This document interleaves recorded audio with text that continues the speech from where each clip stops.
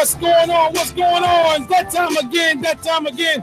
Talk that stuff. That's right. Talk that stuff. Number 82. What are you gonna do? Let's meet the panel. Let's meet the panel. Up first from Philly, now in the DMV. Just stepped out for a minute. Should be coming right on back. Ladies and gentlemen, Mr. Closed Circuit Television himself, Mr. Anthony Gadget Mims. Up next, from Philly, now also in the DMV, one half of God wide body mentality, ladies and gentlemen, the Pin Mental, the God. Peace, peace, peace, God body shit.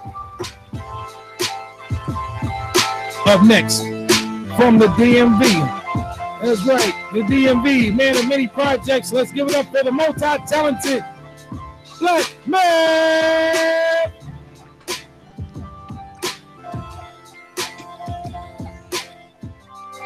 Up next, from Gary, Indiana, now in the Bayou. Ladies and gentlemen, let's welcome to Talk That Stuff. Been a long time. Davenport. Yo, what up, man? Give it up to the Cavs, beating Boston. From Saginaw, Michigan. Yes, indeed, Saginaw, Michigan. Let's welcome to Talk That Stuff. She's blessed. No, she's that blessed girl. Peace. And I am from Jersey, now in Florida. I'm DJ WIDEBODY, and this is Talk That Stuff number 82. What are you gonna say? What are you gonna do? What's going on? What's going on? Man, eating food and watching the Olympics. Oh, Winter Olympics. God, yeah, my bad. I had to step off for a hot. Oh shit! The Olympics. What are they doing? What sport? The Winter Olympics. Yeah, the Winter Olympics. On this particular channel I'm watching is solo female figure skating. Oh, okay. But it's on I think three different channels right now. We can get a curling team. Yo, curling is right shit, yo. Shave some ice and shit. I do that shit. Hell yeah, man. Curling? You do curling down court? What's that? I would. I'll do it. Right up. Me too. Yeah. Hell yeah. Yeah, I'm fucking with that, John. Speed skating is my shit too. Oh yeah. No doubt. I can barely stand on some damn ice skates, let alone speed I was about to say. Only thing I can do with ice is put that shit in my drink. Man, crazy week, man. I want to start out first with the, let's go to the NBA a little bit. Looks like the general manager of the Cavs, LeBron James, made some trades, man. Shit all over the place. Oh shit.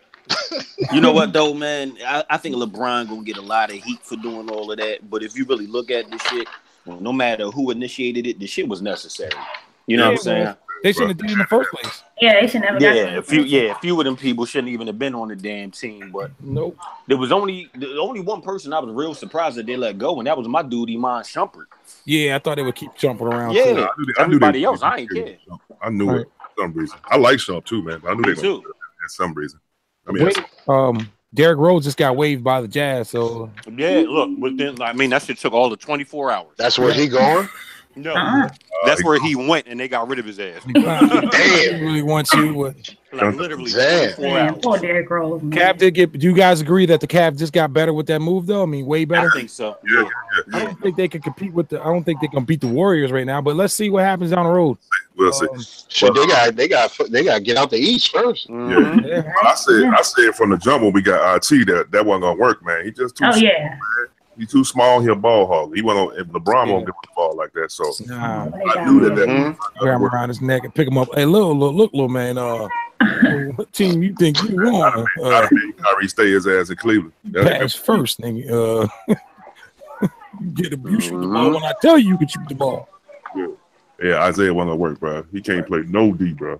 Nah, but I'm looking at the Lakers right now, and I was I forget who I was talking to. I think the Lakers gonna grab big name next July, either old boy George, or they might get I know Clay Klay Thompson's going to the Lakers.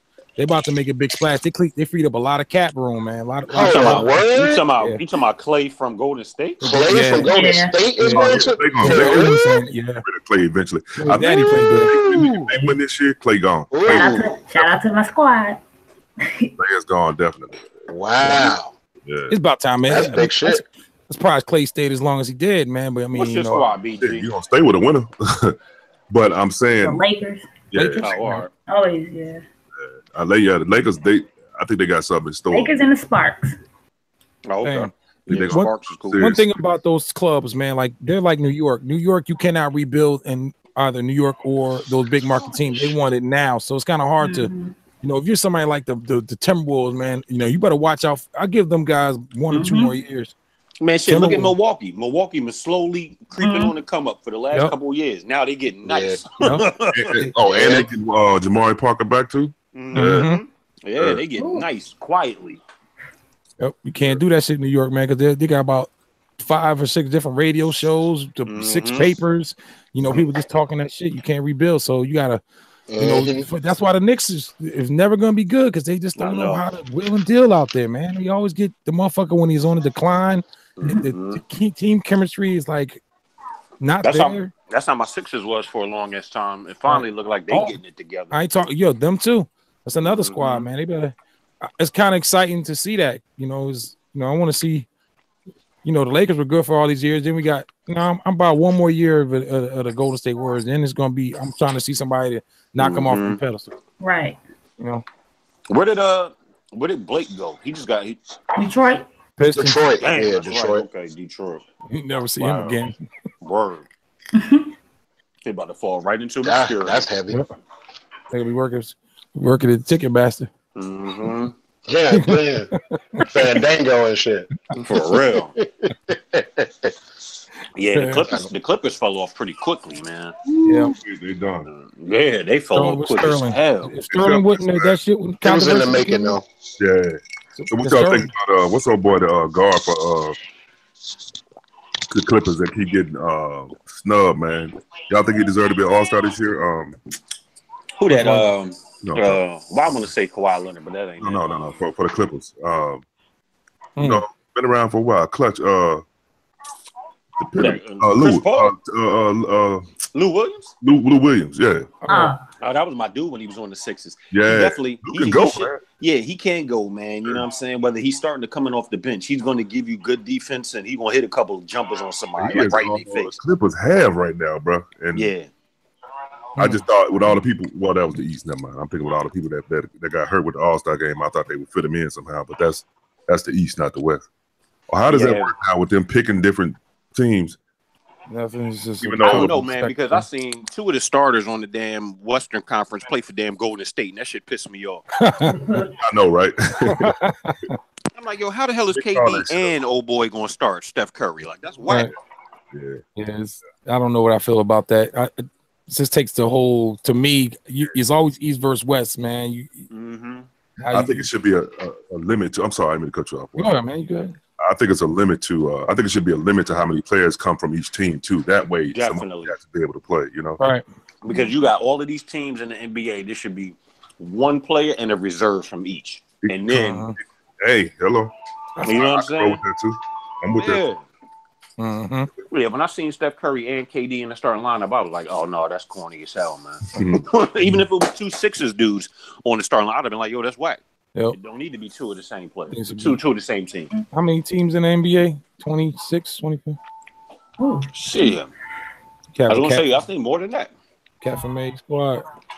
Exactly. Just found out today, I guess, I want to get Miles on here. I guess Miles is starting the Take Me to LA campaign. If you guys know, Miles is trying to get to LA. I guess he's got a GoFundMe or something. Yeah, I seen it on the Gadget page. You said who? Miles. I was going to say, but. G-Hop? Yeah, G-Hop. Oh, shit. Wait a minute. You say he's trying to what? He's trying to move to LA to be, I guess, be a little understudy to Crucial Keys. So he's gonna leave school, you mean? Is that what he's saying? He said he basically going to move out there and then try and do school online. But he said so he's trying to get up $1,000 because Gadget posted up the link, so I read it. So he's trying to get up $1,000, and that's going to be for moving costs, like a first and last month's down payment on rent, some other shit. I don't think he has done the correct math on a move of that caliber. You know what I'm saying? Because right now he in Florida. Just getting from Florida to LA might be that $1,000. Yeah, cab, nigga, the Dr. Pepper. Yeah, LA is crazy. Yeah. And so what he said was he has a month to do this, and then Crucial Keys is supposedly working on an album, and he wants Miles to like help mix and master and all this other shit. That's dope. So I mean, hopefully, you know what I'm saying? Like that's dope. Yeah. I mean, Crucial Keys to put the ends up. Let him stay in the studio or something. He can have a story later on. Yeah, exactly. I was gonna say at the same time, man, you know what I mean? Like it's Miles, so you know, I don't know what to believe, to be honest with you. You know what I'm saying? I seen one picture with Crucial Keys, and the next thing you know, it's a GoFundMe account. So I'm hoping he on the up and up. Because if I decide to donate something, and then, you know what I'm saying, he ain't in LA with Crucial Keys, I'm going to come get my money back. Oh, man, no, not Crucial Keys. It's Miles. His name is Brian Keys. Now, you know what I'm saying? I would donate, you know what I mean? But as long as he make it out there. Yeah, this is legit. The Miles, that's a good look, man. Y'all donate a couple dollars to him, man. Word. You know, if it's legit, I'll donate. I might kick him down. So we said it's on Gadget's page. Yeah, on Facebook. Yeah, I think he put it on Facebook, like under his regular Anthony Gadget joint. Okay.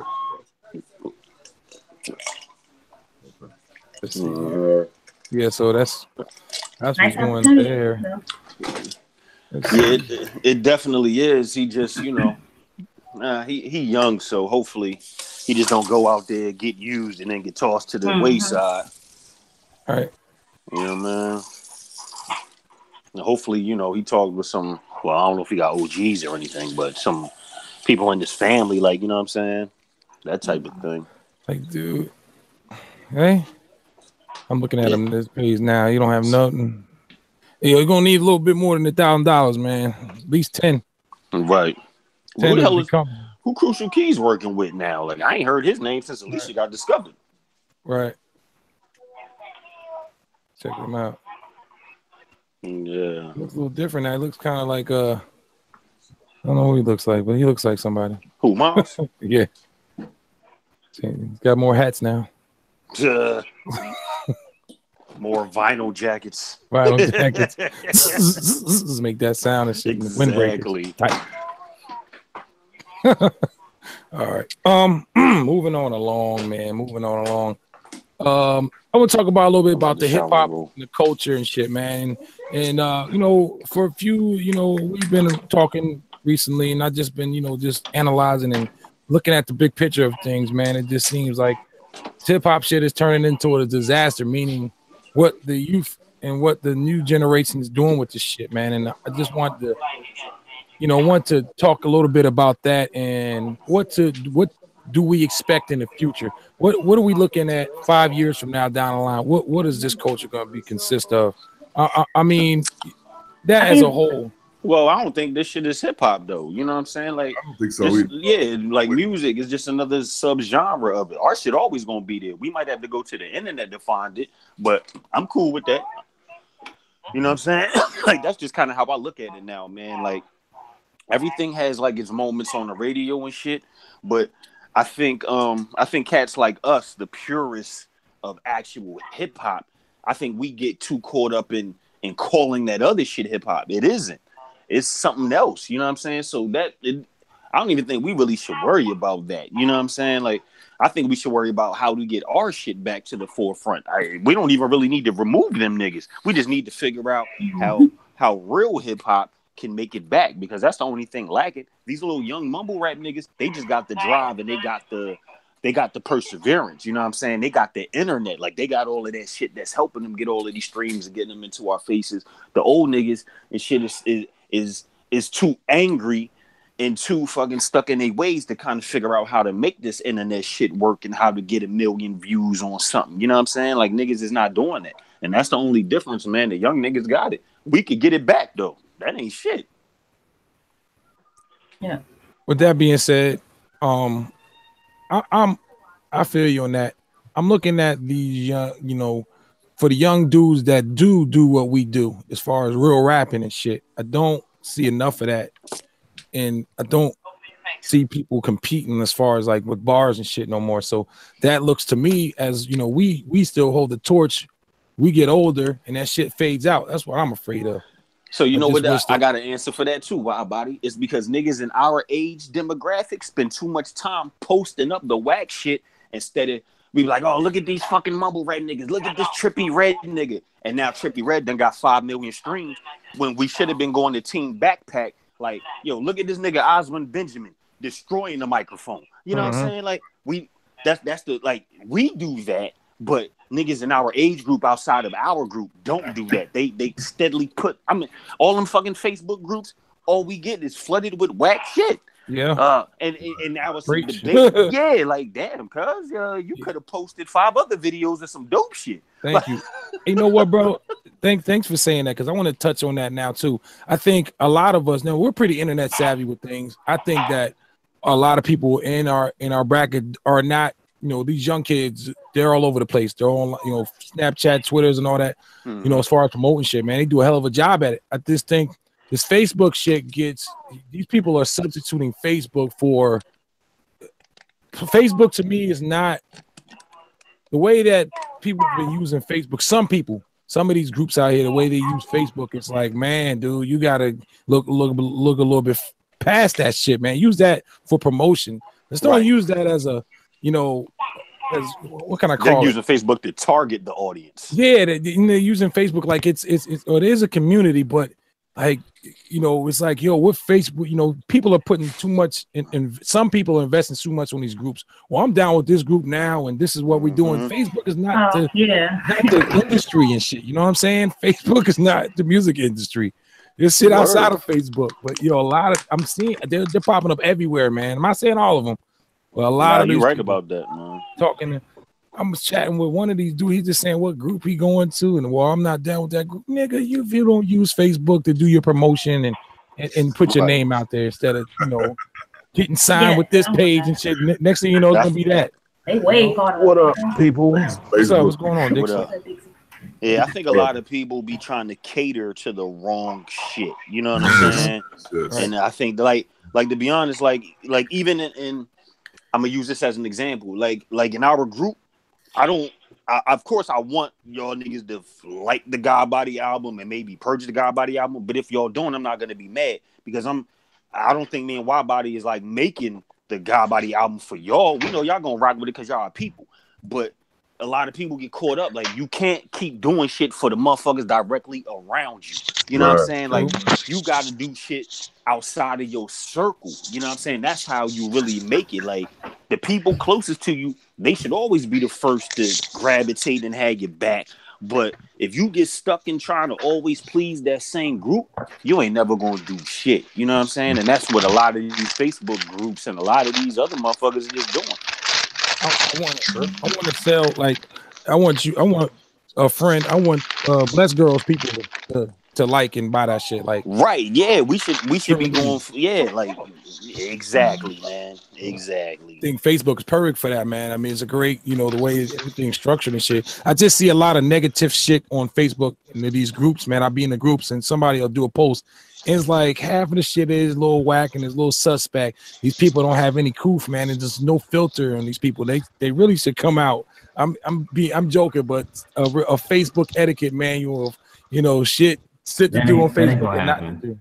That ain't gonna happen. You know, I'm saying that jokingly, but you know, it's you just read some of the threads and these people being there, just clowning these people, man. Like, damn, bro, like it's not like that, man. On in certain places, man. It's like I was saying before, Gadget, that some of these people look at Facebook like it's the music industry and shit. Like, you know, it's not.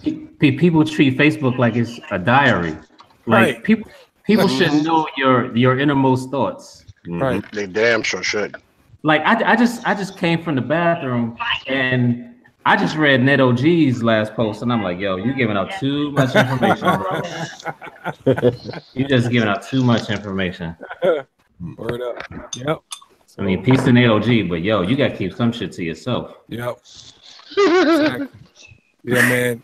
Was that day he built like 65 posts in a day? That should be under no circumstances should you be putting 65 of anything on Facebook in a day. LOG did that? Yeah. I may be exaggerating, but it was up there. Nah, I think I counted it and it was 49. God damn. Hey, anything over 4 is too much, man. Yeah, that's 40 too much. Yeah, word.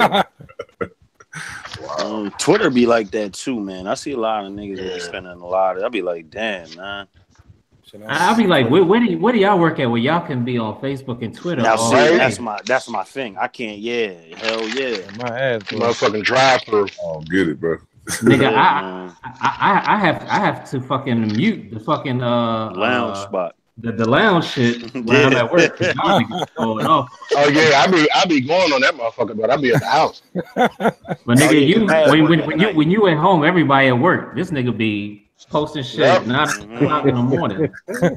Yeah, 9 o'clock. Yeah, start your day, motherfucker. They go BG with the I was about to say BG, RTO,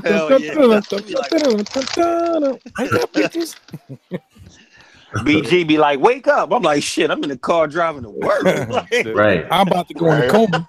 I just getting off. Unfortunately, I am awake. You just probably saved a lot of people, BG, from being late to work, though. Well, thank you. I just be trying to put some 5 rounds in there. That's all. I go on that motherfucker muted for 8 hours. Yeah, I do that too. Big time. Man. I know this. I'll be in there all day, though. Mav, did you get signed up for a group today, brother? Oh shit! Say that again. Did you get signed up for a group? Yeah. The illustrious folks at Producers Corner hit me up. It's about time. All right. Huh? I said it's about the hell yeah, nigga, because they got me early like 3 months ago. Yeah. Gonna get put on the chat yet? You've been out here making noise though. I feel like that's, in a way that's a good thing. Motherfuckers see you moving. Now the way it's done is kind of crazy, but them niggas in that group is wild, man. I can't fuck with them. Them niggas is real. Them motherfuckers like you be in there fighting like, man, everybody just cut out, knock it off. I don't got the patience for that shit, man. Yeah. Man, I'm just gonna have the patience for continue to make whack beats. What's everyone in here talking all the time? What happened to the music, man? You guys spend 20 minutes doing that. Dude was like, man, well, it takes you 1.6 seconds to scroll past it and go to the music. Yeah, niggas be arguing about nothing in there. Yeah, man. Motherfuckers sound married in that motherfucker. That's what I'm saying. It's definitely, man. It's very entertaining. I put it like that, man. I love scrolling through that. I don't really get involved in shit, but people's thought process and the way people look at shit, man, it's like people like try to push their ideals and shit on you, and if you don't comply, it's like you're fucked up for that. Like I hate when people do that shit. I disagree with them kind of people, even if I know they're right. I disagree with them. For real. Just to let them know they have no power over me. Stir some shit up. Does Mav wait for the Google Hangouts to start eating Doritos? Oh shit! Popcorn tonight. My bad. Eating the sugar daddies. The sugar daddies. Wow. I'm about to say sugar daddy shouldn't be crunchy. God damn. Freezing. This nigga wait for the Google Hangouts to start eating some motherfucking chips. Right? Taste tester ass nigga. I'm fucking up this week, ain't I? My bad. Yeah, you said something else too, but I ain't. Last night it was ice. Friday night it was a bag or something. That bag sound like thunder. Yeah. What was I eating? Last night he was at home churning ice. Damn. What are you doing, man? Yeah, man. I don't be realizing this microphone on this Bluetooth shit is so sensitive though. Mine ain't. Hey man, another thing on Facebook and Twitter, I'm tired of the. Damn, what the fuck? Math strikes again. God, hey, nah. Yep. I was gonna say maybe some of y'all got y'all shit too loud because I don't even hear it that good. Man, I heard that shit like it was like ready to. I heard the tongue on the motherfucker. I heard that shit at 4. Whoa.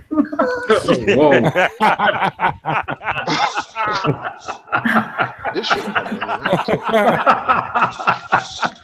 Oh shit! Wow, buddy. I just said, whoa. No,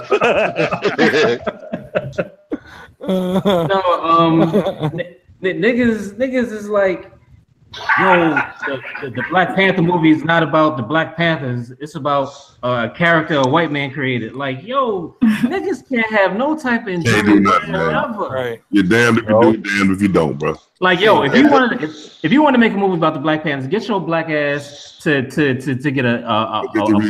it going.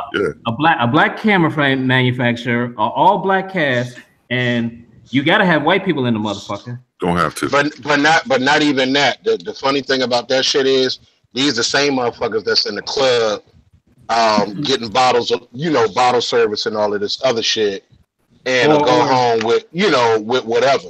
Or be the conscious motherfucker leaving with the white girl at the club. I think what it is that those persons, plural, who dare to be different. When they see a bunch of black people gravitating towards something, whether it be a movie, a show, a parachute, whatever, like they always got to diss it.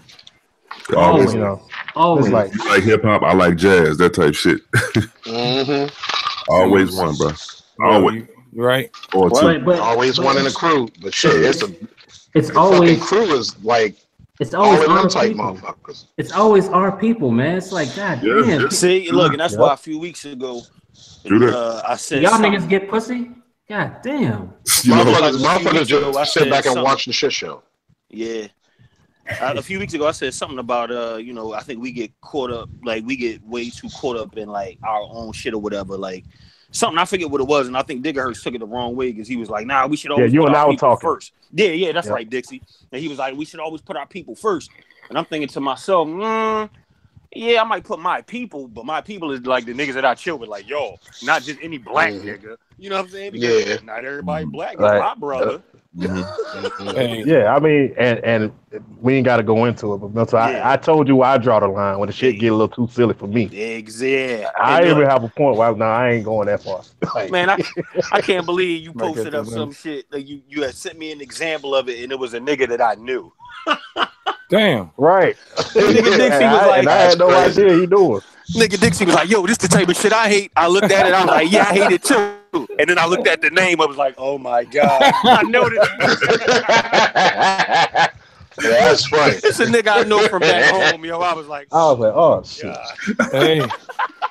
Y'all see the motherfucker in the picture with him in the watermelon, Black Panther? Oh, niggas. Oh shit. That actually made me laugh though. I ain't even gonna front. I did laugh. I'm glad they posted it. I'm gonna tell y'all why I try to support movies like this. Because 15 years ago, I remember I was one of the main people complaining about what Hollywood wasn't doing. Like they never make any movies for us and shit like that. So now that they're doing it, at least they're trying to. I gotta put my money where my mouth is. Right. Point.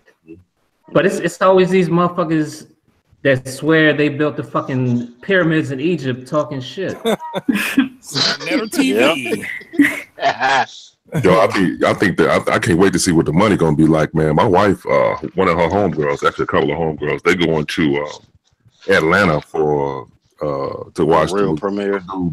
We bought out the theater and everything. Yeah. God damn! Hold up, to Atlanta? Yeah, like I'm cool. It's about 30 good stations around here. I can see it at. That's a lot. Right. Wow, that's dope. For that flight. Right.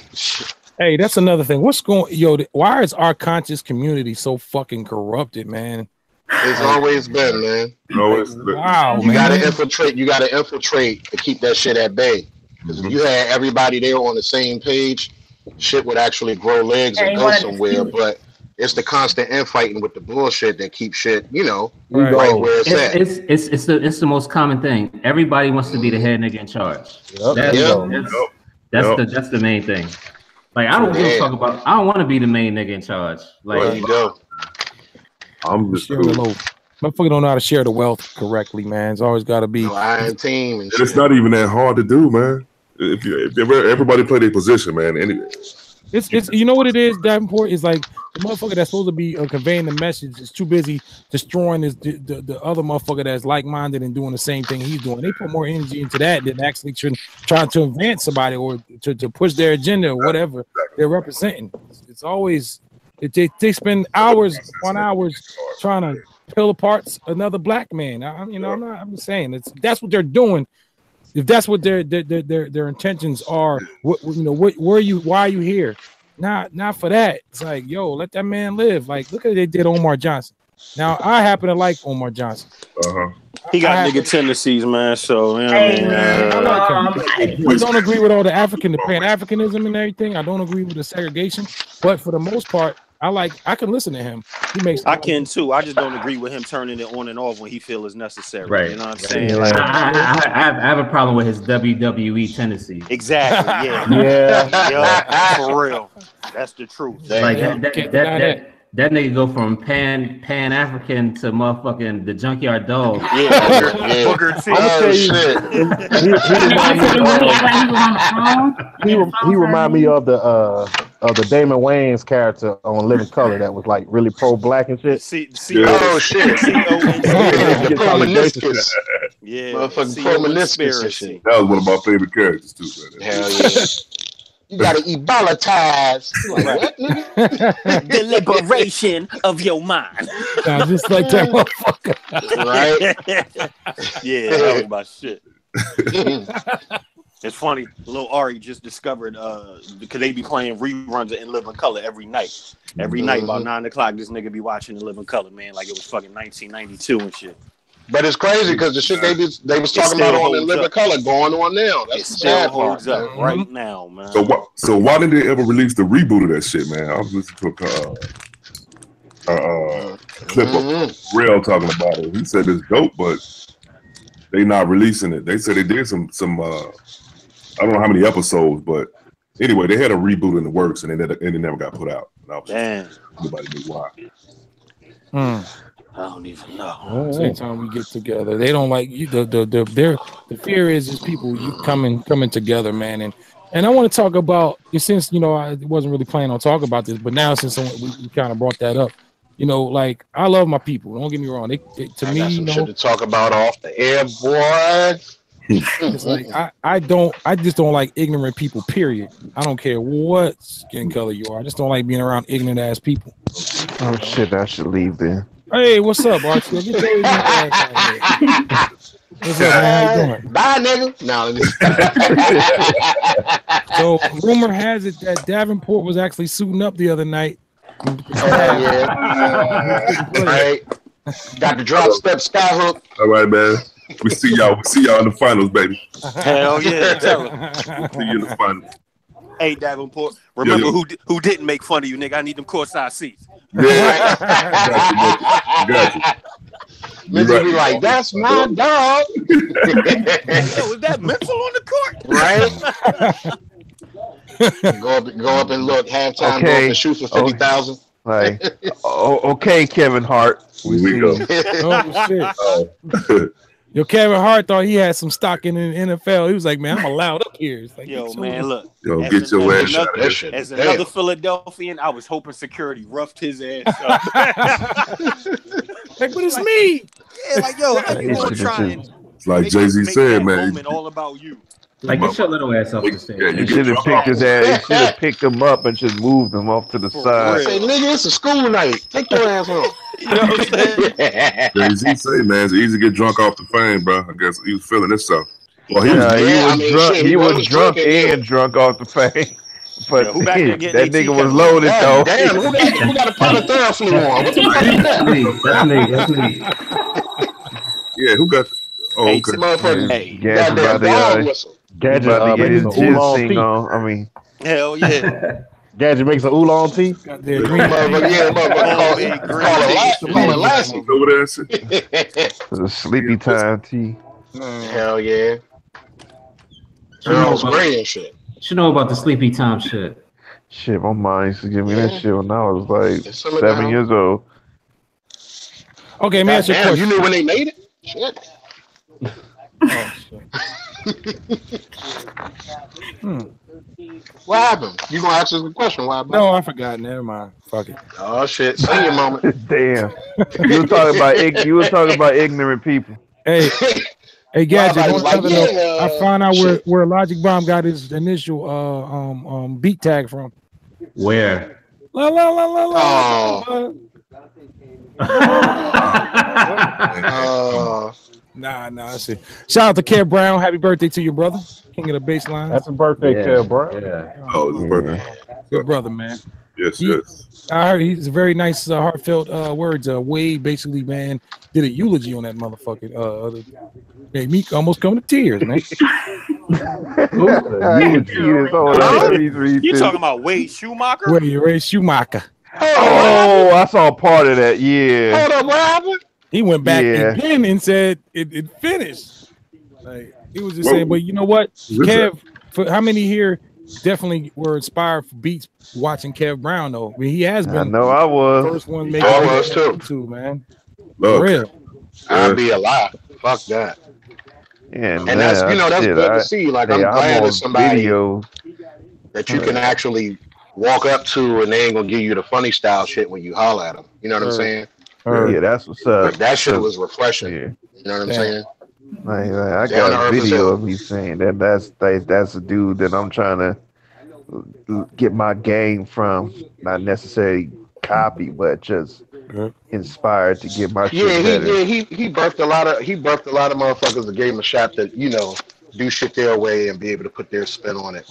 Yeah. Without feeling like you got to be in a box. You know what I'm saying? Yeah. You put yourself in a box, but you ain't got to be there. Wait till y'all see the video that I'm encoding right now to upload to YouTube. Oh shit! Gadget, stay with one in the chamber, yo. Straight up. Yo, hey, man, it's the video from the night I met you at the in Adams Morgan. Oh shit! Word. Yo, they It was I think it was like 7 or 8 producers, and they were asked to flip Barry White and Isaac Hayes samples. Oh yeah. Yo, Drew Day. Oh, you talking about the radio thing they that was on the live the other day? Yeah. Oh my god, that's awesome. That shit was retarded, man. Yo, wait till you hear Choppy Chops beat. Oh yeah, that dude. That shit was crazy. Y'all missed out on that. Y'all met where? At WPFW. How come ain't nobody? It was on Monday. hey, mental.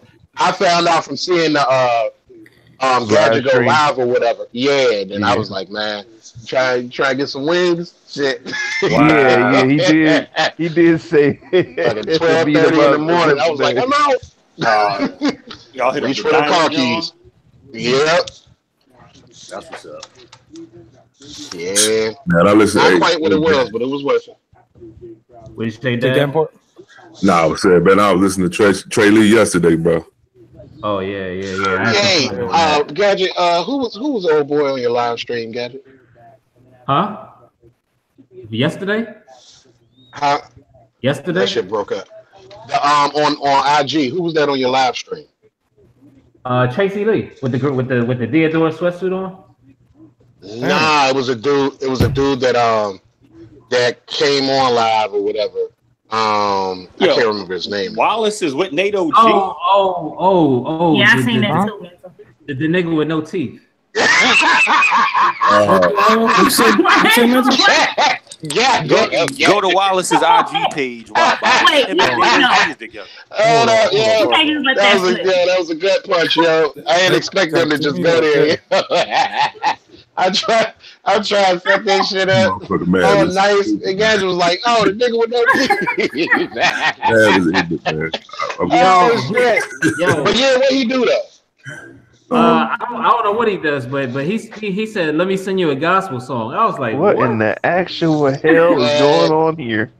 Yo, man, I fucked around and saw he was live. Gadget was live on IG. I clicked on that shit. I said, "Oh shit! What the fuck, motherfucker?"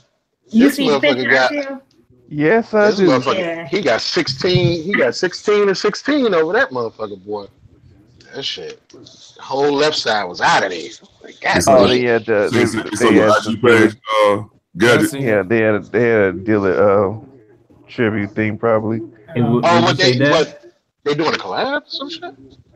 No, they had the Dilla tribute thing. The Dillatron or something like that. I forget the name of the show. That picture's worth 1,000 words. Detroit, yeah. Caption that. He's going to, hey man, your name G Detroit. I'm here with Mr. Wallace. Stop. Oh shit. Hold on, let me black my screen out. Hey, if y'all didn't check that out, one more time. It was a hell of an interview, man. I understand why he does it and why he looks at it. Let's say that it was a decent ass interview, man. I actually listened to the whole thing, man. I'm very, very surprised. So something about the Nate OG joint? Yeah, definitely. Yeah, it was cool, no doubt. So went through a lot of shit, man. God. That guy, I may tell you, man, this grind is impeccable, man. His offensive is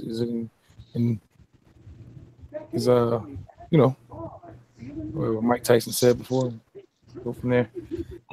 Okay. All right. Any new shit going on? Anybody got any topics? Anything like talk about? The pussification of this world. The what? Pussification. Pussification? Oh, you mean the dumbing down of men, of real men? Nah, it's just men. No. How about we talk about this gay ass Facebook filter about how I want to look as a woman? Like who the fuck? No, yeah, I saw that. That's part of the justification shit. I was like, nah, I won't be doing that one. No, I ain't never seen that. You ever seen that one? No. However they can introduce that shit to motherfuckers, man. Yeah. It's all out recruitment. That shit is sad, yo.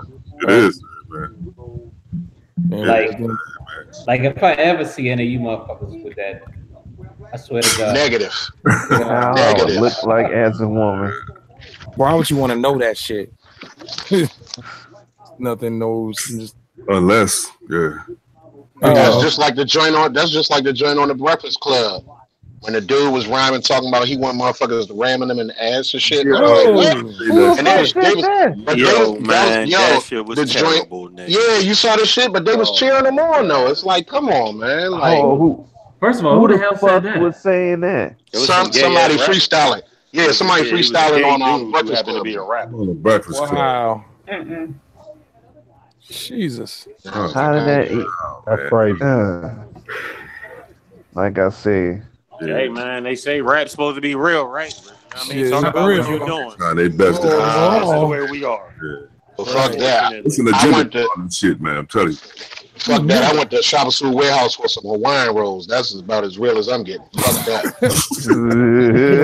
Back in the day, man, rap was definitely masculine, man, and then the females were actually masculine too. You know, like Shantae, and Salt and Pepper, but they still, they had the feminine side, but they had that rough shit though. Exactly, and the females not to sleep on them and shit. I prefer to say strong female. I would never thought a day that we would have anything.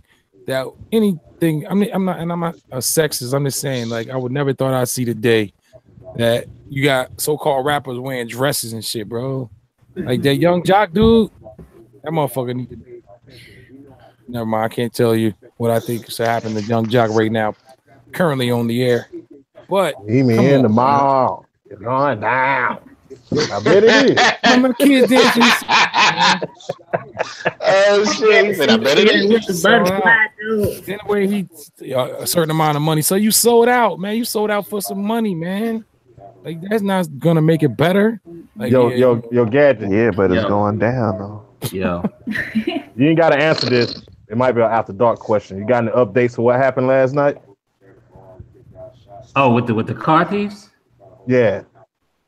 The police didn't even come by to get. I mean, they came to take a report, but they didn't take a report because nothing was stolen, and they didn't even come. They didn't even come get the footage of the cars that they drove into the complex. Wow. So they pretty much said, the motherfuckers not into preventive maintenance, are they? Gotta be reactive. Jesus. At all. I just got to break, steal the car first for them. Do you notice any cops? Yeah, pretty much. God damn. Everything you gotta have some shit actually happen first. Yeah. Yeah. There's no such thing as crime prevention. Everything is reactive. Exactly. Yep. A lot of unless shit it's like murder or some shit. Right. Attempted murder. But I mean, to a degree, you still got to make an attempt. Yeah, you still got to make an attempt for them to even look at the shit. That's crazy, man. But nothing crazy happened. You have to go through some shit to have somebody give a fuck. You notice any cops, patrolling the area more? There are never cops. There are never cops in this area because it's a quiet neighborhood. Right. Like that's how they know they picked the shit. They probably been scoped casing. That's what I said. That's what I said yesterday. Figure they had the patterns of who's doing what. Right. And you probably just wound up catching them on the humbug and shit, but I don't know. That's the one thing I'm worried about. Cats coming out here, especially in San Francisco, because this is big ass breaking into cars thing going on here. Breaking into cars. Oh shit, man! We going to Tupelo, nigga. Joe Jackson about to put hands on fucking Quincy Jones. Word. And nigga said Quincy Jones knows better than to accuse Michael Jackson of stealing music. Oh shit. Joe Jackson. Michael Jackson's father. Let me get my belt. Yeah, he about to whip his head. Right? What's up with these? First of all, Michael Jackson stole the Beatles publishing, so stealing the song is not out of his range. It's his father, though. Of course, he gonna, try and stick up for him. He gonna stick up for his son. Hell yeah. I hope we don't say nothing about Jackson. You don't mess around. I mean, saying you never know. Quincy opening his mouth now or something. Might be some shit that Joe might not know about that. You know what I'm saying? Quincy basically telling Quincy, shut the fuck up right now, dog. Hell yeah. Fucking should have fucked around and found out who stole Jermaine Jackson hairline. Oh my god. Find out some shit. We're working on it. Right? We're talking about that, Richard. Nintendo. You talking about Nintendo 64? Yeah, his shit. Damn. Yeah, his shit. I just look like some ingredients in that nigga's S curl. Right? Did you say you want to know the ingredients? Capital S curl. Yeah. Fucking ramen. You got ramen noodle juice in that motherfucker. Damn. Well, I look at the finger waves on the side. Lots of gel. Yeah. Go back to the 80s and We got them thumb waves, bro. I had a Jerry curl one time. I got for my birthday. His shit He said he got a Jerry curl for his birthday. Oh shit! My mama friend name was, never forget it, Antoinette. She's have a little hair studio and a little trailer and shit. And I got my first Jerry curl, man. My dad, I got rid of mine about 87. My dad kept his about 93. I was about to say, did it take wide body? Did your joint take? Yeah, man. That shit was beautiful. It was lustrous. Nah. Hey, man, I'm acting like an expert. So check it out. Yeah, nigga, So, yeah. I can be my brother that pulled my mom on the side, like, you please stop buying these curl kits for him, please. Like, you keep buying it, like, I can't wait to stop making this shit. My father-in-law still got one right now, bro. Oh shit! Welcome, Digger Hurts and Late Past Music, aka Jay Bishop. The 80s. Oh shit, the hater is What in up, the Jay building. Bishop? What's going on, guys? My shit. Mr. I don't like shit. What's going on, man? Had my shit looking like alfalfa sprouts when I got my Oh, shit. you had Jerry Curl, man? Man, I tried. Too, man. I tried. That shit looked like dirty dishwater. I was like, take this shit out.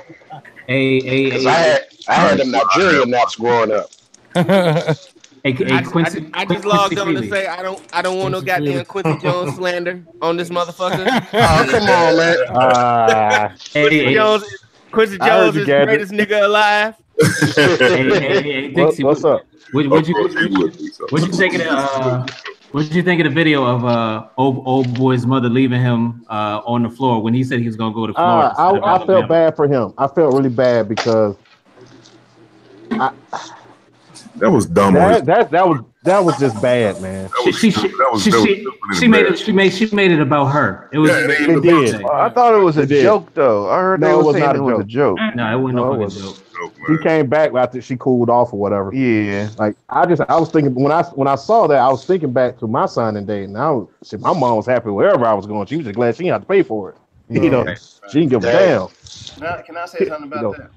911 is a joke. I think he set his mom's up, because if you look at the video, this heifer got on an Alabama hoodie.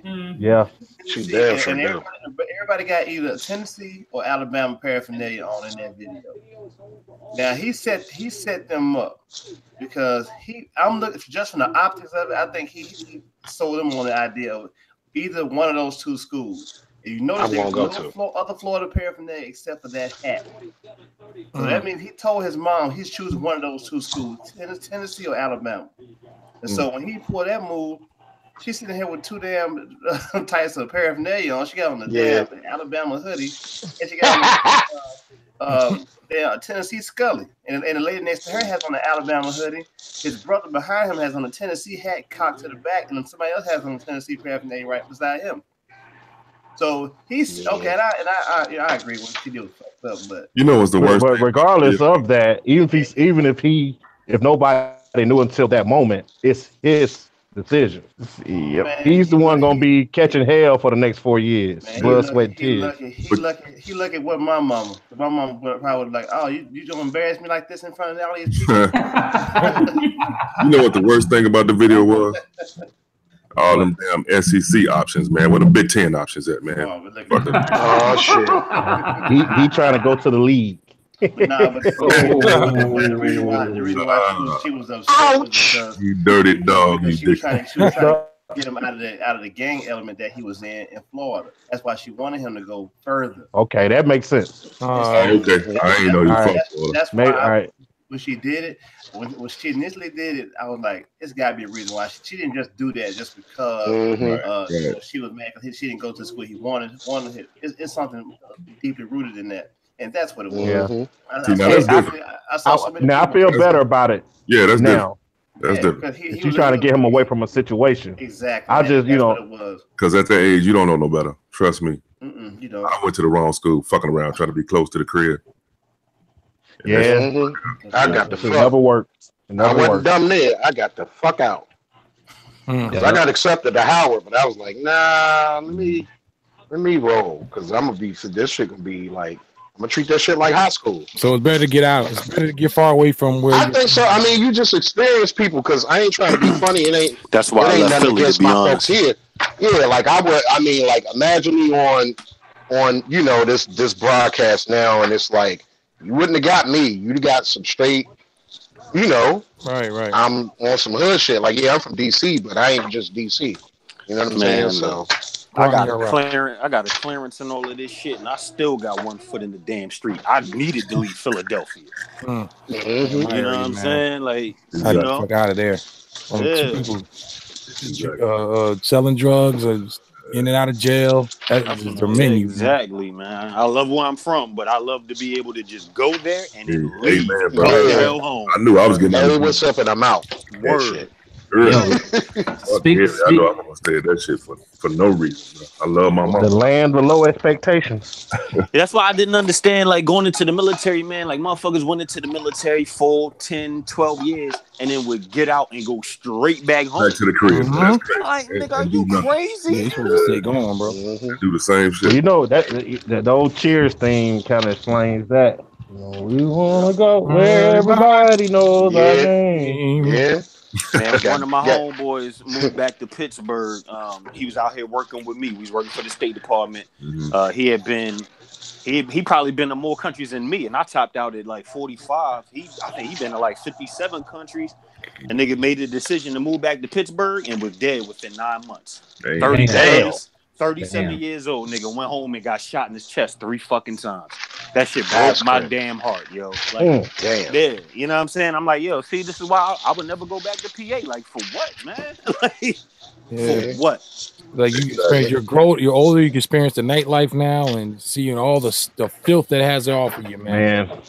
The fifth floor. When I went to college, that shit in DC. I went to HBCU. And you where? Anything you could get, I said HBCU. Anything you could do out there in those streets, to a degree you can do them in college, but there's a lot more responsibilities around. Yeah, it. hell There was definitely weed smoke going on. Yeah, there was definitely, you know, but everything. It was on a different wavelength though. It's like motherfuckers still handle their business. It's more mature way of going about it. That responsibility. You know, if you didn't keep them grades up, your ass wasn't gonna be there. Some people ain't even giving a fuck, man. I saw so many people, you know, come through or whatever, and them motherfuckers did one good semester, and I was like, man, y'all done the shit. I wish I could have taken. I wish I could have taken. They ain't gonna stop till they get their money. You said that. Let me tell you. So I wish I could have took y'all to Gary for just about 10 minutes, man. Shit, I'd have been with it. I wouldn't have got a pork chop sandwich, but I'd have been with it. Look like a shithole. Damn. Hold up. When you said you look like a shit. Hold up. You look like a shithole. What the fuck you want to take me there for? Just so y'all can see why the fuck I did. Ain't no my freshman year. It was 30 of us. It was 30 of us. My freshman year was 30 of us signees that year. By the time I graduated, it was 3 of us left. Damn. I'm not. That's crazy.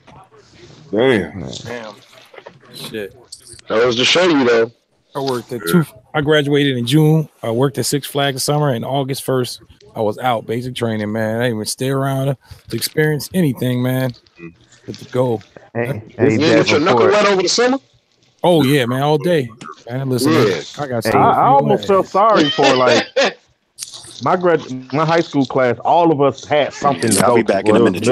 All right, no doubt. Whether it was the military college or whatever, so it seemed like everybody was leaving except for maybe a few people.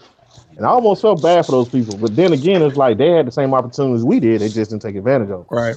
A lot of my friends went to Atlanta. A lot of my friends left. Atlanta back in the 90s was the like what? Yeah, man. But like Freaknik. I went to Atlanta. Yeah, Atlanta was great. Hey, Davenport. Yo. I don't have to go to Gary. You kind of already painted the picture when you said you got your clothes. You said you got your clothes in a brown paper bag. He kind of laid the groundwork for that. I'm good. I fell out when he said that shit, bro. Text me a picture, Davenport. I'm good on that. You had a brown paper bag with but rough ass jeans, man. Back on the subject though, let me say this real quick. Every time I felt like I wanted to like drop out of school, I would go home for a weekend and I'd be like, oh hell no. That's crazy. That's crazy. Good motivation. Still doing the same shit we was doing in 10th grade. Yeah, it's crazy to see how they just get stuck. Like some people, like that's their endpoint. Yeah, they just waiting to die. Let me ask y'all this. That shit is like, man. On that same subject, let me ask you this. Ever notice like in school, like all the people that was cool and getting all the broads and all the broads in there is too pretty for everybody. All the time. And then you look at them now and it's like, what the fuck? Oh my God. Let me tell you. There's another thing. Yeah, I want to go to Alabama and Auburn or the bigger schools, but they didn't offer me a scholarship, so I ended up going to Alabama A&M.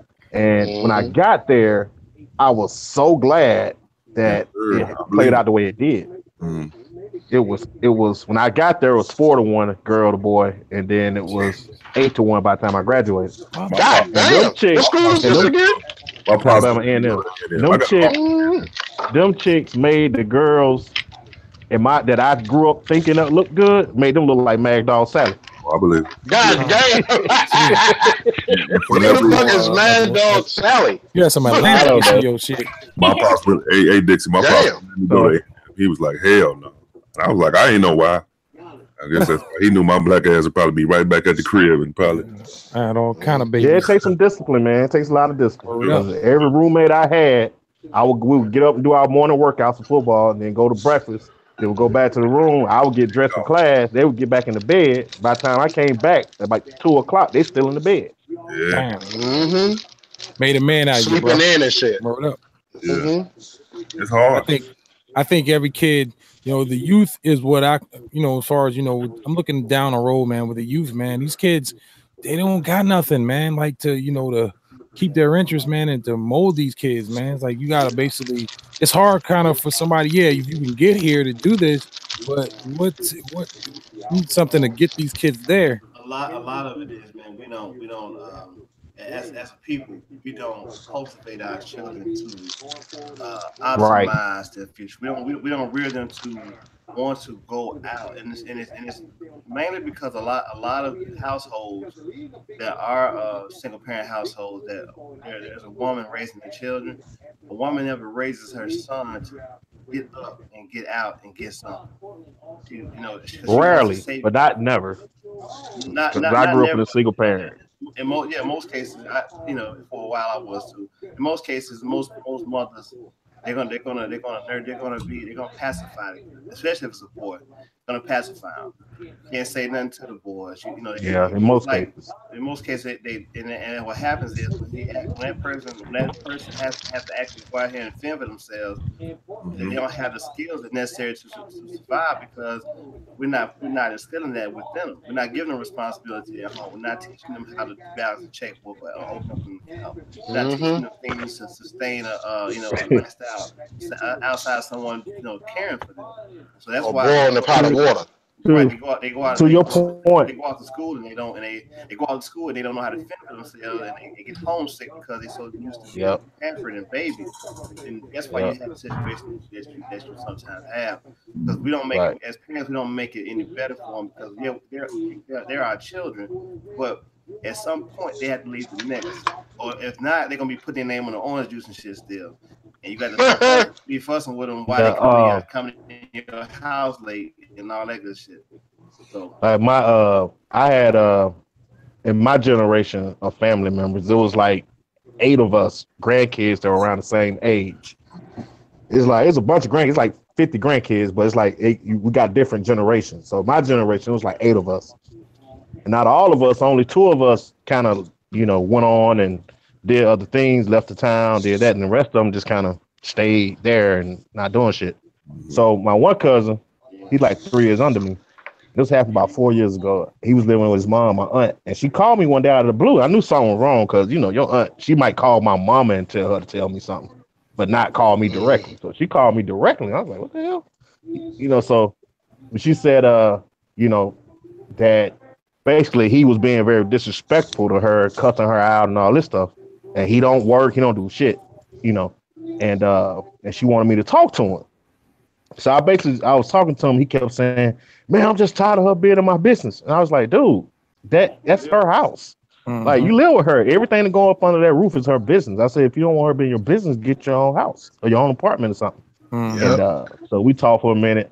And so then I talked to my other cousin who lives in Atlanta with them or whatever, or near them. And I said, so how's things going between Betty and Maurice? And she was like, shit, he calmed down for about a week, and then he went straight back to doing the other stuff right after you talked to him. So then I go home that same year, like maybe 4 months later, to home to Thanksgiving. They pull up at my mom's house. She in a new car and he in her old car. Mm-hmm. And I'm like, well, he was just cussing you out a few months ago. Mm-hmm. And you talking about you gonna call the police on him and all this. Now you giving him a car. That ain't really helping. Damn sure ain't. There's no more tough love, man. Like, right. I told my mom, I said, I ain't never getting involved in that ever again. Yep. No doubt. That crying wolf bullshit. Yeah. Check me out. It's the whole narrative, man. Like I said again, if she facilitated that behavior because it didn't start. Exactly. It started when you we got the talking niggas showed up, man. That's wide body, yeah. But yeah, that started when we was kids. We'd be outside wrestling and shit, and she used to years old, and he was giving her attitude. Then she just shrugged it off as being a little kid. Yep. Because it starts young. My sister lived with them for a little while when she got out of college, and she had moved to Atlanta, whatever. And she lived with them for like maybe 2 months while she was, trying to, get on her feet or whatever, right, fresh out of college. And she ended up leaving earlier than what she planned because her and my aunt kept getting into it about him. My sister would be getting on to him about stuff and try to tell him, you need to clean up, you need to do this. And then my aunt would get mad at my sister and say, this is my house, this is my son, and all that. So now she kind of created this monster, and now I can't do nothing with it. Mm-hmm. Speaking of monsters, You crazy, man. Tough love is not cruel, man. Let's tough love is just needed in some situations, man. The thing I struggle with though is it's like the thing I struggle with my kids is, my mom, she just didn't have the money. She worked 2 jobs, paid the bills, and I had to get out there and hustle for anything I wanted. Word up. Minus the necessities. It made you stronger. But I always go back and forth with this. Like, my kids don't necessarily have to do that, but I kind of want them to, so they can kind of develop some kind of work ethic. But then it's like, why did I go to school to progress if I'm going to just make them go through the struggle for the anyway? Well, I don't know. It's necessary because you always want your children to be in a better position than you had when you were a kid. But they're never gonna know how it is to actually get out here and earn that if you don't instill that work ethic in them. So everything that my kids want, they have to earn it. I'm not really good about it. I give them to sustain them a little bit, but like. I remember my son wanted a car or he had to get out here and show himself approved. Like it was time to get them leads up. He was out there by himself because I had to do the same shit, and I'm talking about I had to maintain, days and weeks. I had a job still, and I was playing basketball and in the car. I had so much stuff to play, but one thing my mom didn't do that I should did for my younger siblings was that she was tough on me. She was real tough on me. Damn, man, I ain't gonna make it in this house, man, because she just trying to break me. I'm so thankful, bro. Like I was talking about her at her surprise birthday party, man. I was tearing up because like I think about all the shit she tried to instill in me, and me being hard headed sometimes and not want to take heed. It made me better, man, because at a young age I understood that a lot of stuff that I wanted out here, she wasn't gonna be able to give me because she had to provide for my other siblings. So I had to get out here and work, hustle, grind. And that helped me in my adult years. Anything that you want out here, you got to go out here and grind for. And I'm thankful that she didn't give me everything that I wanted. Because now I had to grow up to learn how to appreciate how to get out here and earn it. So in that aspect, I want to be able to teach my daughter that. I want to be able to teach her that, hey, you want everything, but you need to learn how to work for something. If I constantly give you, you're never gonna know the appreciation of getting out here and getting it for yourself if I don't instill that in you. Because when you gotta leave my house, you gotta go out to college one day. I'm not gonna be sending you money every week because you ain't got no slaves, you don't want to do nothing. It's gonna be on you. You got to maintain where you living at. You got to maintain, your activities like going to the movies, hanging out, and all that good stuff. That's gonna be on you. You're an adult now. But if I don't teach you that at home, you'll never. I can't expect you to get out in the real world and function if I didn't teach you. It's not a lack of love. You don't want to struggle, but struggle is necessary for your growth sometimes, and your development. So my question is, where do you draw that line, though? Because when I tell you, I grew up like you did. I had to pay for every damn thing. Like, even if I wanted $3 to go to the ball game, I had to go watch somebody's car real quick before the game. Yeah, make them $3 or whatever. Right. But it's kind of like, I want my kids to learn. I'm gonna make them do something, whether it's their grades or whatever. But it's like some of that shit, though, I feel like parents just need to handle. Like, if you're going on a field trip or you need lunch money, like your parents should be able to provide that. That's different. Like if my daughter needs that's what I mean. $20 for a field trip, okay. And then she needs some money to go on a field trip. That's fine. But like let's say that she want to go to Florida, right? Let's say that the food on a trip to Florida, it costs $200. Well, how are you going to show yourself to prove that you're worth this $200? I'm about to.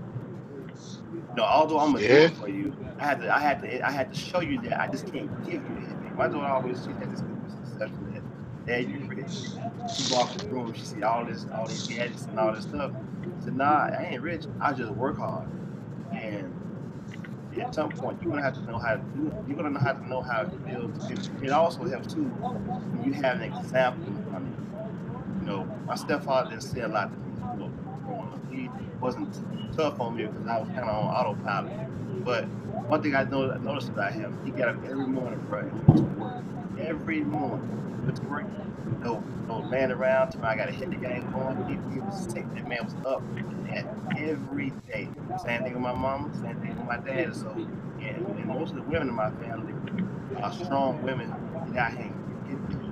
So, some people they kind of acquiesce to the examples around them, and some people just feel the luxury and the comfort of not having to do anything because somebody else doing it for them. But like, again, if you make it to where a child or any person don't have to do something, you don't put that fire under their feet, you're going to be dealing with that. If you're dealing with it at 12, 13 years old, you're going to be dealing with it when they're 32 and 33 and 34 years old. Yep. That's for sure. 100%, no doubt. Well said, man. One thing it's bad. It's bad to have somebody that in their 30s feel like somebody owed them. And I got a brother like this. Second childhood. Yeah, everybody owe him for something. They owe him because he made bad choices. Like, bro, don't nobody owe you nothing. Mama don't owe you nothing. Nobody owes you nothing. Get out here, man, and get yours. Stop having always want to have a crush to lay on because at some point. Excuses they not gonna amount to nothing. That's something I teach my daughter. Don't come up with a solution quicker than you come up with an excuse. So, Hurst, how did your little brother take to? I was about to say receive without a pause, police. How did your little brother take to you saying that to him?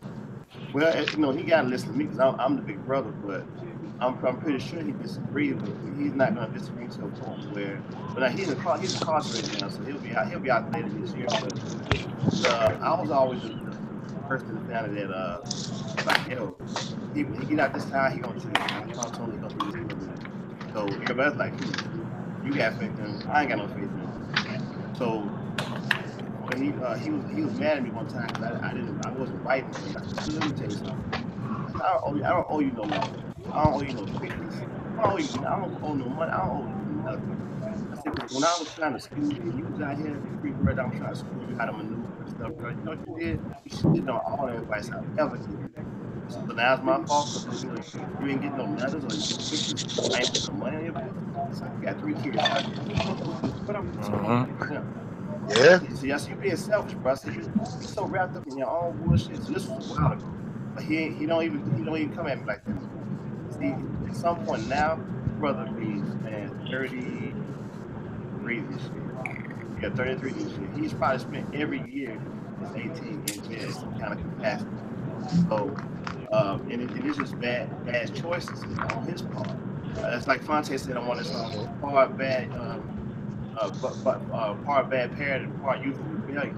And like, my mom was the type of person that I don't know, for me, I don't know, she just saw something different.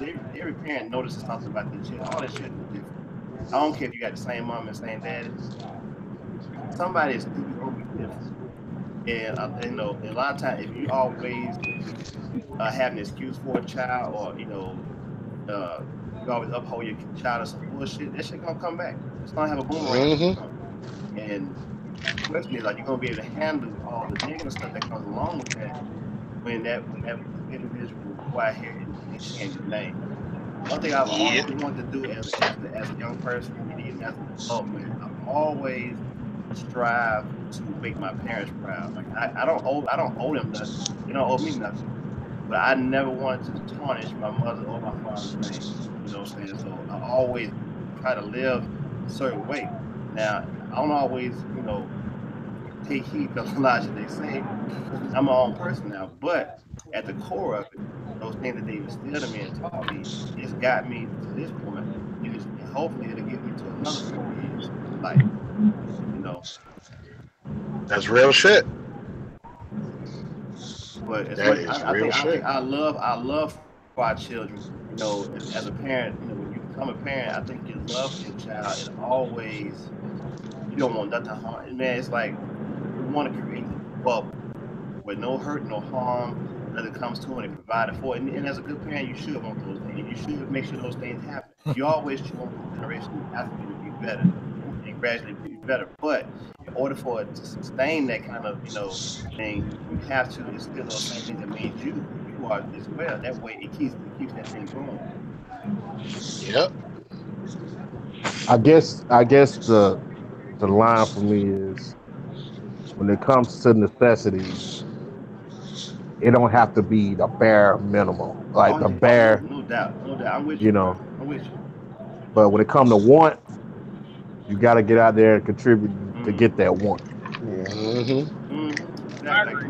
Like, my daughter gets to the age where she's working. She wants a car. My whole thing, and I was telling my wife this. I said, when she wants a car, whatever money she saves up, I'll match it. We're gonna get her a car. I'm not gonna just go out and get her a car and say, here you go, like the do on the Allstate commercial.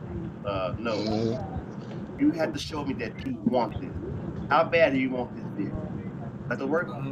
You want to get dropped off for many days while you're working and save the income. All you want to do with your money is go buy a person, clothes. When we run this motherfucker peddling on your feet, you ain't showing no mission. Right. So when you don't get that car that you want, now my son was blessed enough that my father-in-law gave him an old car that he has in the yard, but my son couldn't bring that car in my yard until he got a job.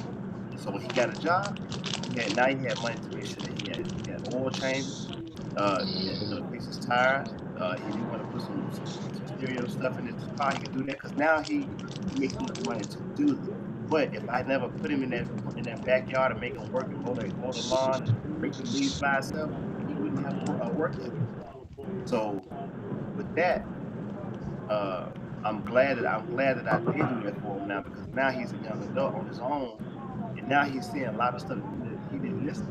It's coming back to slap him in the face like, man, mom and dad was right. I gotta do better. So, and there's two ways to learn things. Let wisdom prevail, or you can learn the hard way. Either way, you're gonna get it. Yeah. That's real.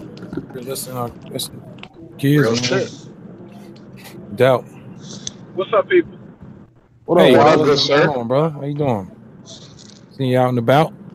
Yeah, Wallace. Y'all hear me? Wallace like Frank. Yeah. Wallace at a basketball game with a chinchilla and shit on.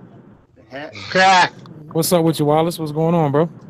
I'm chilling, man. I just went to the Dilla event, the yearly Dilla event down in downtown Detroit. And seen you out there in the morning, so I threw up hands. I just it was great. It was great. My dudes was there. It was real cool. Or no doubt. Then you see you ran into OG. I sure did. I ran into the OG. I said, man, you the hardest dude. You the hardest working dude in beats ever. No doubt. Yeah. Yeah, he was real. He was mad cool. That's the first time I ever met him. That's real cool dude. Guilty was there. Guilty Simpson kicked it with him. Oh shit! Damn. Yeah, man. It's just it's funny because she gonna show you how to get this work. It's funny because everybody is so interrelated. It's actually like a small enclave of people with 14 KT was there, Fat Cat was there. A lot of the people that you hear a lot from that side of Detroit, music wise, they was all there, and it was real cool. It was a real smooth event. I gotta give it up. That's what's up, man. Yeah, had some straight performances from some unknown cats, and Mike knows a guy. His name is Super MC. He's real prominent out here. He did his thing. Yeah, and Nick Speed and did some stuff with Elzai and all that. He was there. They had just performed before I walked out. Oh, okay. And I brought you up to NATO G. I was like, yeah, you did a project with IGO. He was like, yeah, man. Yeah, that was mad cool, man. Everything was great. What's up? What's up with y'all, man? What's going on? Shit. A little this, a little that. Talking about the kids and the people I was just saying with these kids, but basically we were touching everything as far as the youth is concerned. Digger Hurst made a great point. Dixie made one. Just saying, opportunities for these kids, man. I'm kind of concerned about the future, man, because it's like it feels like it's nothing for these kids out there to no train to jump on, man, to get them where they need to go. It feels like. Well, I was listening to what Dude said, and I think that he has a great point in terms of making his kids work for things, because the biggest thing that kids don't have that a lot of us had, they don't have no grit, they don't have no work ethic. Yeah. I think about my own son, like, my wife is the only child, so she always kind of, had what she wanted or whatever. I had to do a little bit more work for it, even though I was the baby boy. But, with him, today he had his first hoop game, and I'm thinking to myself, like, okay, so now he done got a chance to get out there and he hit a couple buckets or whatever, and he kind of got that high. Now what do I do? Like, do I, you know what I'm saying? Because I want to push him to be, I think that athletics gives you a chance to learn a lot of different life lessons. Yep. And I want to push him to be the best at it that he can be. I'm not going to force him to do it. But then again, I'm gonna force him not to quit. That's what I'm playing. Right. Yeah. Damn right. That was basically the rule my mom had for me. If I started something, I had to finish it. Yeah. At least that year. Like, I didn't have to do it for years, but I couldn't quit in the middle. Right. So he was excited, like, did you see me, Daddy? This is this. And my son is more of a. My son is a damn gymnast type. He be flipping and all that. He like American Ninja Warrior and all that. So he high energy, yeah. For him to get off into the hoop like that, he really want to know. Like he's been asking me, like, tell me about the olden days. He call it the olden days. Damn. He's like, tell me about Michael Jordan. I be like, bet. Let's watch the video. Yeah, I know you got some bad boy takes to show 'em. Oh, all day. I'm gonna teach them about putting that bow in the ribs. Mm-hmm. They go up, put that bow in the ribs, and they might think twice. Right. So it's cool, man. It's just something that is different with him growing up. Now I'm kind of seeing, like, I got to make sure that I push him to be the best that he can be. He kills school. I mean, he in the first grade, but he's a great reader and all that. Now his sister is a different story. His sister is, I call her a cuddle ninja. Like, I be sitting around and she just climb on my back. You know what I'm saying? She a whine and all that. So I'm trying to get her to do the same thing. But she saw him Daddy's doing it. girl. She was like, I want to do that. Yeah, that's what I was about to say. Mm-hmm. Your kids around the same age? Yeah, I got a 6-year-old boy. My daughter about to be 5 next month. Wow, that's the same with mine. My son's 14, my daughter's 13. They kind of push each other. They're in the same, it's gonna be dope. Kind of. Yeah. And I mean, I'm telling you, man. I think me working in this program, at the university, is giving me a different perspective. I mean, a lot of times when you're working at urban schools, you learn to discount parents. Like, the impact that parents have is negligible because you don't know how involved they are or even if they even there. But in this program, it's like your parents got to bring you on Saturday. Your parents got to, come in and do this orientation and sign off or you don't participate. Mm-hmm. So it just kind of gave me a different perspective, man. It's really been eye-opening, dude. And I'm loving it. I'm enjoying myself.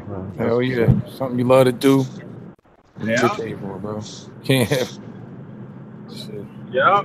We saying my kid too. We talking about my kid plays point guard, so we'll talk for hours about, like, I told him go look at John Stockton playing basketball. I could talk to him for days about the 90s and what basketball was and shit like that, man. He's so interested in it, man, and I'm so fucking interested in it. So it's like, let's right. I would tell him, don't hog the ball. You're a distributor. You got a little scoring with him, but you're a point guard. You're supposed to be the leader out there. Make people around you better. Right. Instead of just trying to show off. I tell him he goes to tryouts and, like, don't go there scoring points. Like, go there and show them that you can play as a team. That's what they look for. Yeah, exactly. You know what I'm saying? But it's a beautiful thing, though, brother. Real. Yeah, it is, man. It is. Play your position. No doubt. Yep. That should be. You could apply basketball to so much shit in life with things like football too. It's like play your position type shit. Like everyone can't score 40 points a game. You know, you need a motherfucker to get the leftovers coming off the basket. You need a and you shouldn't have to. Hurry up. Because now don't put all of that on one person. Right. Right. I mean, it teaches you so much about life, about being unselfish, about making the right play at the right time, and not being afraid, and having nerves. Yeah. Knowing what your skill set is, though, you can operate and do shit and stretch out a little bit more once you know where your foundation is. Right. You know what I'm saying? Right. But a lot of people aren't grounded in what they're doing, so they be, they could do a lot more, but not knowing where their base is, they never take that chance. You know what I'm saying? So that's something I wish I'd have fucking learned early. Probably a lot of us too, but mine's is knowing my football. At least you learn it. Shit. Football was like more, determination. What they used to always, preach is determination, dedication, and discipline. I mean by your that ability to get your ass lit up and get your ass up. Yeah, that too. But it's something to say you've been scrapping for 48 minutes with somebody, then you got to shake their hand like that. You know what I'm saying? Yeah. So or you knew a motherfucker took a cheap shot on you. Like even football players, like not even with the rules, but we have unwritten rules. Like it's just certain shit you don't do. Like hit a motherfucker between the legs and shit like that. Like kick him between the legs or try to poke somebody's eye out. Like that's just unwritten rules that we all abide by. So when somebody do that to you, it's kind of like, and you still gotta, maintain your discipline at the end of the game. You ain't gotta shake his hand, but you just gotta, keep it moving, which is a hard thing to do. But and then the thing in football, like looking at it now, like the biggest lesson I got from it is how to like work through pain, because you never 100% once you start gearing up. Like it's always gonna be something that's bothering you, something hurting somewhere, and you just got to keep going. Yeah. What in the world was that? BG. You all right? Yeah, I'm all right. BG got tired. She tired of us talking about work, man. BG said dope, man. Shut up. That's what I heard, man. That's what I heard. She was Griselda. Hey, man. BG come with a stack of records calling her every week, man. Every week. Yeah. I was meaning to ask y'all, man. What did y'all get a chance to listen to that? I talked about it briefly on Friday. Did y'all get a chance to listen to that Black Panther? Yeah, I did. I haven't.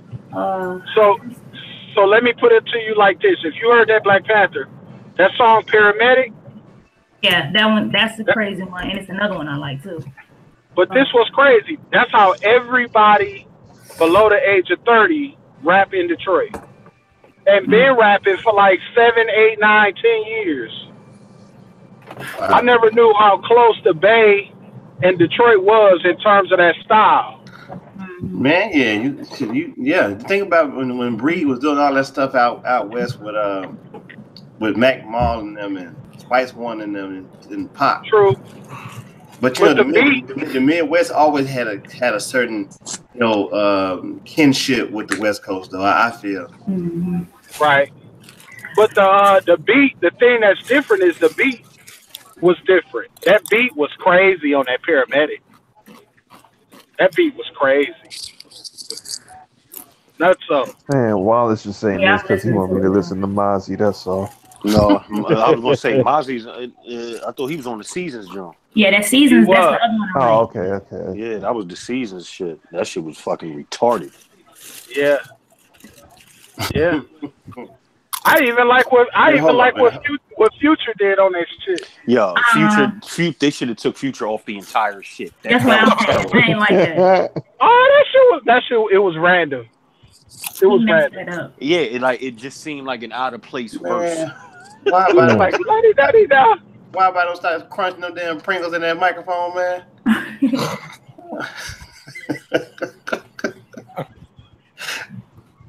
I'm sorry. I'll be right back. Davis out here smashing the old school Eldorado. Who did the second verse on that season? I think was that Reason? Well, whoever it was. Reason. Yeah, his name was Reason. That was crazy. Yeah. Hold on, I'll be right back. Okay. Oh boy. He over there doing a Pringles commercial over there, man. Actually, these are Chili's these little Fritos you get from Chili's. Oh yeah, okay. Oh, you get the salsa and the chips. Mm-hmm. Bet Man, I ain't never been to Chili's before. No. You ain't missing nothing.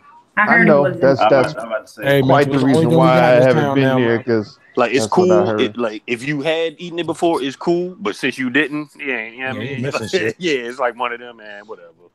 That's what I heard. All the same. Hell yeah. Fridays.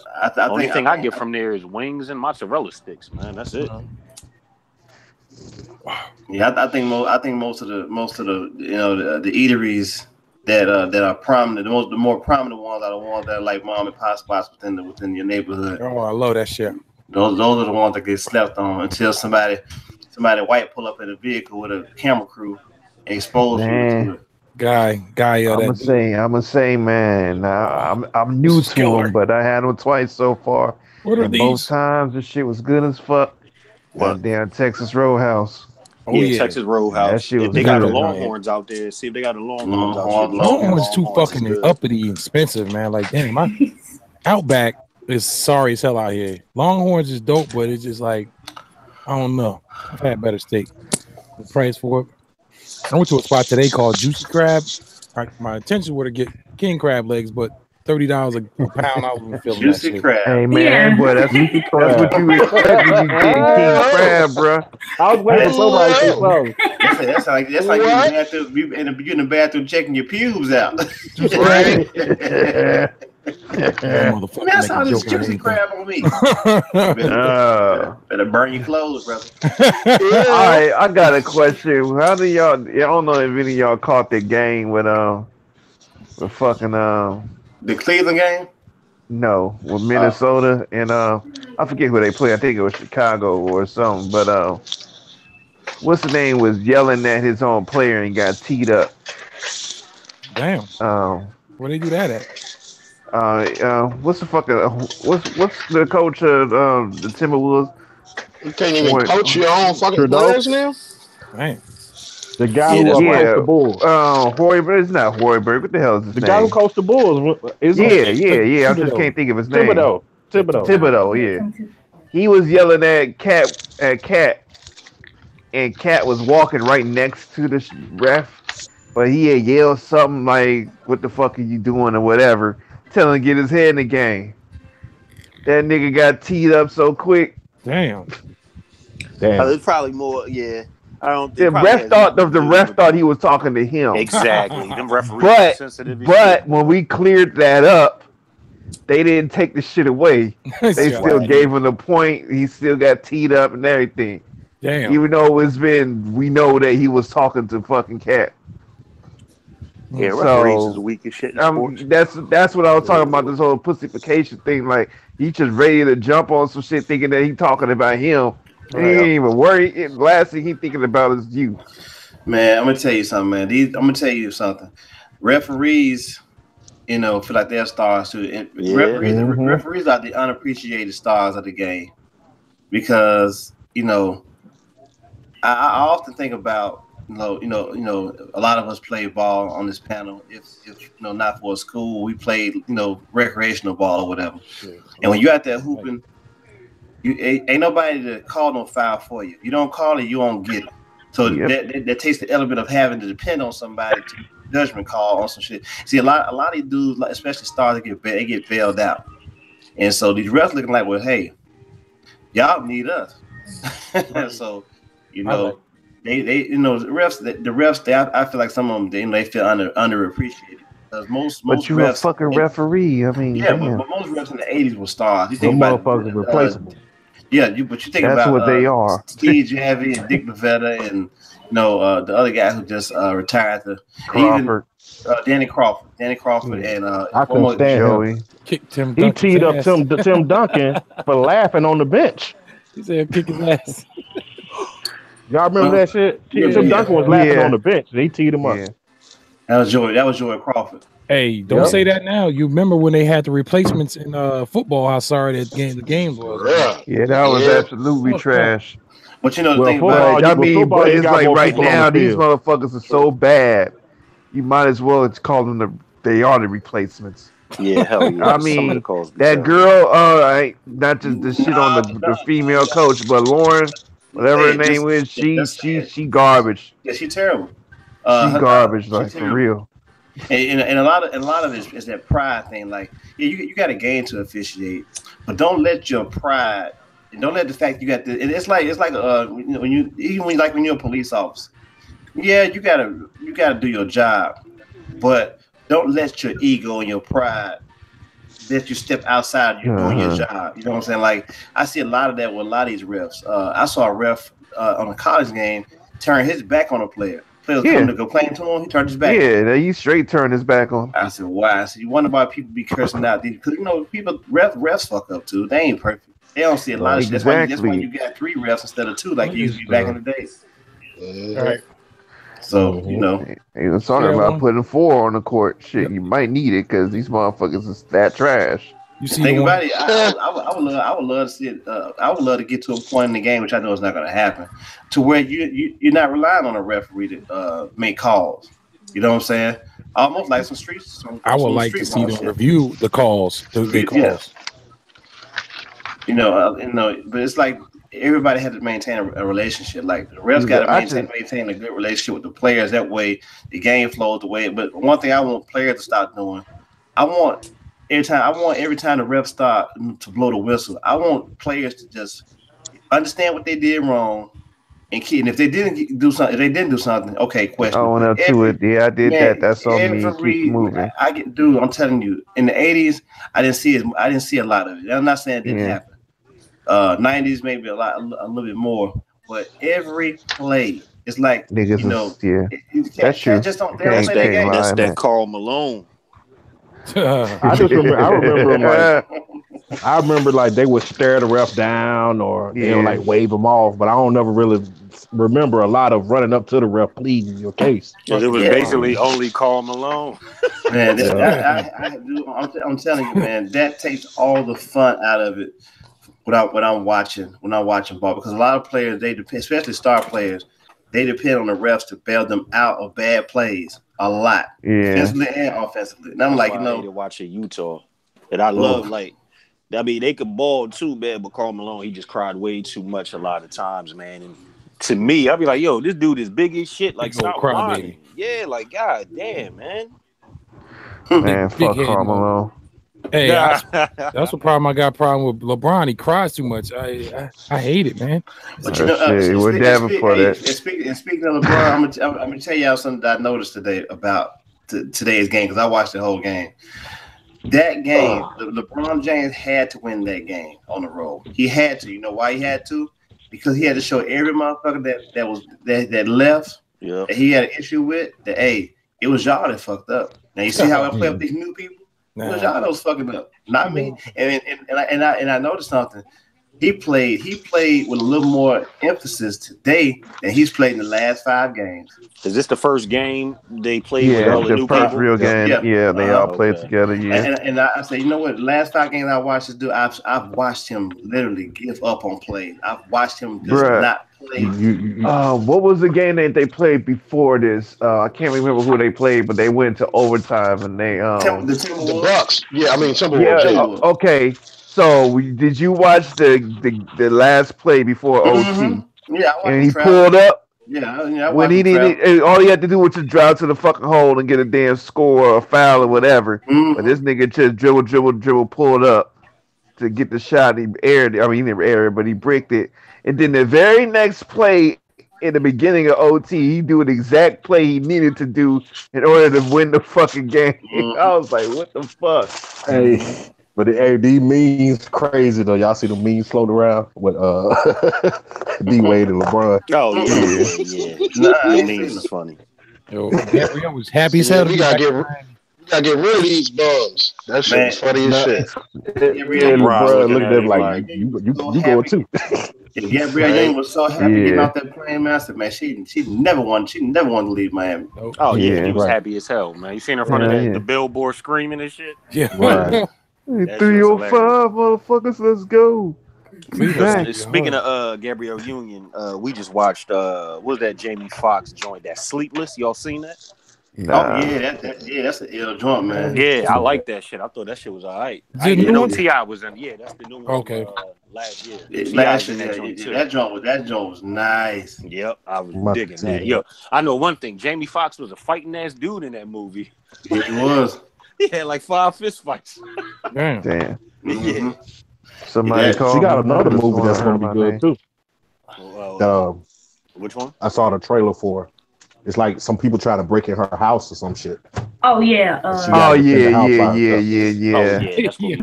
think. Some shit like Housebroken, some corny ass title and shit. Yo, right, probably. Y'all see when Dwayne Wade got on the plane, how he was running. Hey, you gotta read between the lines, man. He was creeping on the plane and shit. There he goes. How to go back? No. She probably been telling him all year, man. I hate Cleveland. I was dying. Hey, they be in LeBron house. Hey, it's nice. We'll see y'all later. Okay. Fuck. So hey, he like, I got some news, Gab. Like, what's up, baby? We're going back to Miami. She said, okay. I'm gonna go ahead and powder my nose real quick. Go in the bathroom, close the door. Yes. What you think about us going back down to Miami? Let me think about it. Okay. Man, that chick was sliding down the damn banister at the house. Yeah. But I'm glad. In my heart, I felt like I think pride pushed him out of Miami. But rightfully Miami did him dirty. They wouldn't sign him. I mean, it was something that they wouldn't do. They want to pay him the money. Yeah. He wanted a certain amount because he took the hometown discount to keep him. He deserved every bit of that fucking money. And no question. But like I said, that's why you can't open up certain doors when it comes to sports. It comes to negotiation. What if you don't negotiate? They ain't got to give you that money. You come back and renegotiate because you took this last time, so that's what happened to Albert Pujols. You know what I'm saying? Albert Pujols. He's still around. And that's why he left St. Louis. Now he's still around for Anaheim. Yeah, he's still. But he's a shell of himself, though. Right. Now he gave St. Louis the hometown discount twice, and then they kept paying them pitchers way more than they deserve. And Wayne Wright and what's my man Ankiel. That was just throwing money. I forgot the one guy. Ankiel was they paid one of the infieldmen way more than he was supposed to be. When Albert came up that third time, they didn't want to pay him the money. So you're like, fuck y'all. That was Ankiel. Ankiel played pitcher, but they ended up putting him out in the outfield. No, this dude's name was Matt. Hold on. Matt. Hold on. Shit. Matt something. Okay, it'll come to me in a little bit. I'm gonna let that slide. It'll come to me in a little bit. Good Lord. Let it slide, RTO. What happened? He said, because I'll let it come to me in a little bit. That's reaching too often. I said I'll let it slide. he just mentioned it. Honorable mention. What's going on? What's going on with Pops? Boxing. Nothing coming. Yo, you said what again, BG? Mos Def and Talib Kweli. Yeah. Got a new album? Black Star. There's rumors. It's not official. It's rumors. There's gonna be a Black Star 2 album with Madlib doing the production. But the it's funny. We were just talking about it. Tef Poe posted a picture with them last night. He was there. But that album been in the works for the last going on 3 years now. I don't know if y'all remember, but they put up 3 joints that 2 joints Madlib did. I want to say one that Ono did. but I want to say all three of them was Mad Lib, but they did like 3 joints, that they posted. But like I said, this was about 3 years ago, and I'm not surprised because this album has been in the works like the last 3 years. But the thing about it is it going to actually see the light of day? Are we going to have a situation where it's a detox situation or the fucking Mad Villainy too? Who would slow it down? Who has that? Who would slow it down? But the thing, I don't know. I mean, because the whole thing with Mad Villain is Doom. Doom is the reason behind Mad Villain 2 not coming out. I think it'll come out because nobody's obligated to a record label anymore. Yeah. You know what I'm saying? Like everybody's independent now, so yeah. I don't know about Mad Lib. Mad Lib's probably still a stone's throw, but yeah, he is. But that nigga can do whatever the fuck he want though. I don't know about Moses' contractual obligations. I know Quality is independent for almost 10 years plus now. Like it's most So even I think a lot of those label. rumors is being fueled too that they doing shows now. Like they come in here, it's them, Dead Prez, and Mad Squabbles. April 20th, they gonna be in DC. Post 1 week. Yeah, with Dead Prez and the boy Mad Squabbles from Philly and shit, the little young nigga. Okay. And what the fuck what is a record label good for these days, man? Seriously, why are they still around? Radio, that's it. I'll get them another. I guess it depends on what type of artist you are. You know what I'm saying? I could see like the purest type niggas wanting maybe a label deal. Robbed at a record label. But you know, these little young dudes and shit, they don't really need that shit. Nope.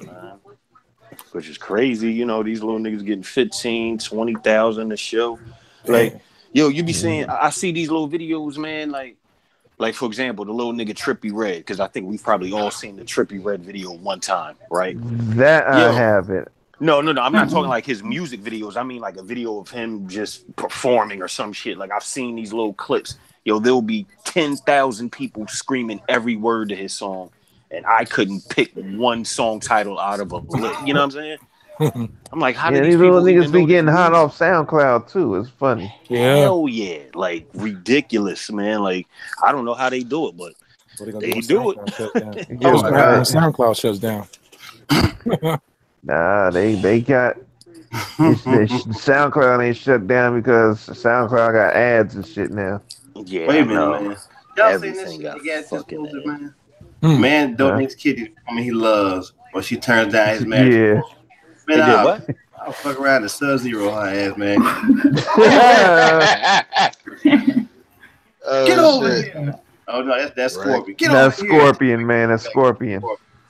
Look at my goddamn kidney back. Heifer. What happened with the proposal? And then she turned it down. I'm snatching that right back. He gave her a kidney, and she turned down the marriage proposal. What? Oh man, shit! I'd have gave her ass a can of kidney beans. I'd have been like Forrest Whitaker in that Repo Man movie. Yes, sir. Right? Yeah. Taking my kitty right back. Yep. Thank you. Funny. Hell yeah, like. But bitch, you can keep the ring. I'm getting this kidney back. Right? I want my kidney back. Yeah, you had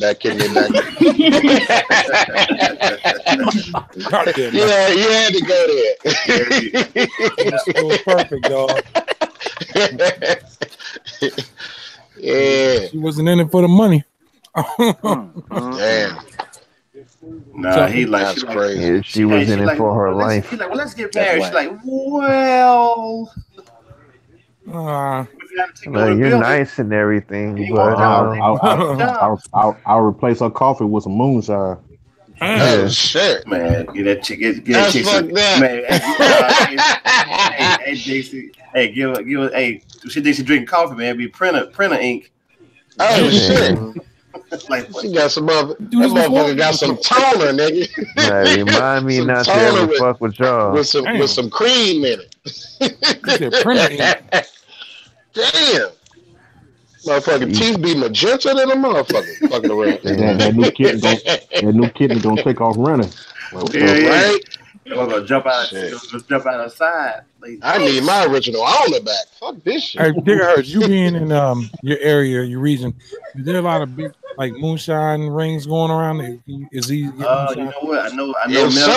Let me know. I know Mel had a hell of a heyday here, but depending on if you go to some of these backwood places, yeah, people still moonshining, man. Yeah. You know, they still with the trying to think who that was. Somebody I knew, and they had this dude that had some like blackberry moonshine. Oh yeah. Damn. Yeah. Hey, Hertz. They still be making that hillbilly meth with the batteries and shit. It's a guy at my barbershop who used to sell my man Corey moonshine. Oh fuck! Oh, what was that dude's name? Yeah, you got to remember this, man. What's his name? I That's some lush shit right there. Yeah, find his name out. Let me know. Man, down here easy. Wide body gonna really be wide body, man, in about 2 more months. He had a big McDonald's sack and a wide body chicken sandwich. Y'all hear about that shit at McDonald's? Y'all hear about that shit at McDonald's fries curing male baldness or some shit? Yeah, I did hear about that. Hold up, curing male baldness? No. Curing. Yeah, curing male baldness. Get the fuck out of here. About to go get me McDonald's fries. A whole bunch of this shit, man. I'm about to say that's where I went wrong. Goddamn it, shit. They stock about to go up if that shit true. Fried wave cap. Be out this bitch looking like Bonks Adventure and shit, fucking around at McDonald's. Look, hey, before you go to bed tonight, man, just smash the fries on top of your head, man, and put your wave cap on. That shit got a chin strap and shit to hold everything together. Oh, my God. In there. You blow some gas through your toes. Hey, look, you could eat the fries, you could ingest the fries, do it, but now put this, man. Just put it on top of your head like a comic. Yeah, you get the full essence of it. Just put it right on there and let it soak in. Yes, sir. Be out that motherfucker. Be out that bitch with Badu head wraps with fries under it and shit at work. Hey, man, I smell something starchy, man. Right? I don't smell nothing, bro. I guess Paul Pierce and Kevin Garnett still married Ray Allen because he went at the Paul Pierce ceremony. I peeped that out, man. Like Ray, like fuck y'all left. And I got a ring to thank you, LeBron. That's what he said. Yeah, exactly. Don't be shut up, Davenport. How you gonna be mad? He did the same how thing. You gonna be mad? Did the same thing. They left first. Right, but how you gonna be mad with somebody for taking their career in their own hands? That's what I'm saying, man. Exactly. That's why I don't understand everyone who hating on KD for that shit. Like he didn't let Danny Ainge dictate where he goes. You know what I'm saying? Like they did. Right. No, so the reason why I hated on KD, man, is because he could have did it with the team he was on. Sure, you know what I'm saying? Like he did. But who's to say that they shit wasn't as they? Who's to say they shit wasn't like really on bad terms though? We don't know the complete insides of the situation. Yeah, you definitely never know. Who knows? You know what I'm saying? But shit, at the same time, he could have went anywhere else. But like, and that's the thing. I think if he would have went somewhere else other than Golden State, I don't think people would have had a problem with it. You know what I mean? I don't either. But my whole thing is, if you have the opportunity to play the game and to play it easily and not have to worry about doing everything and having to be the fucking man for everything, just play a fun game of basketball and enjoy the shit.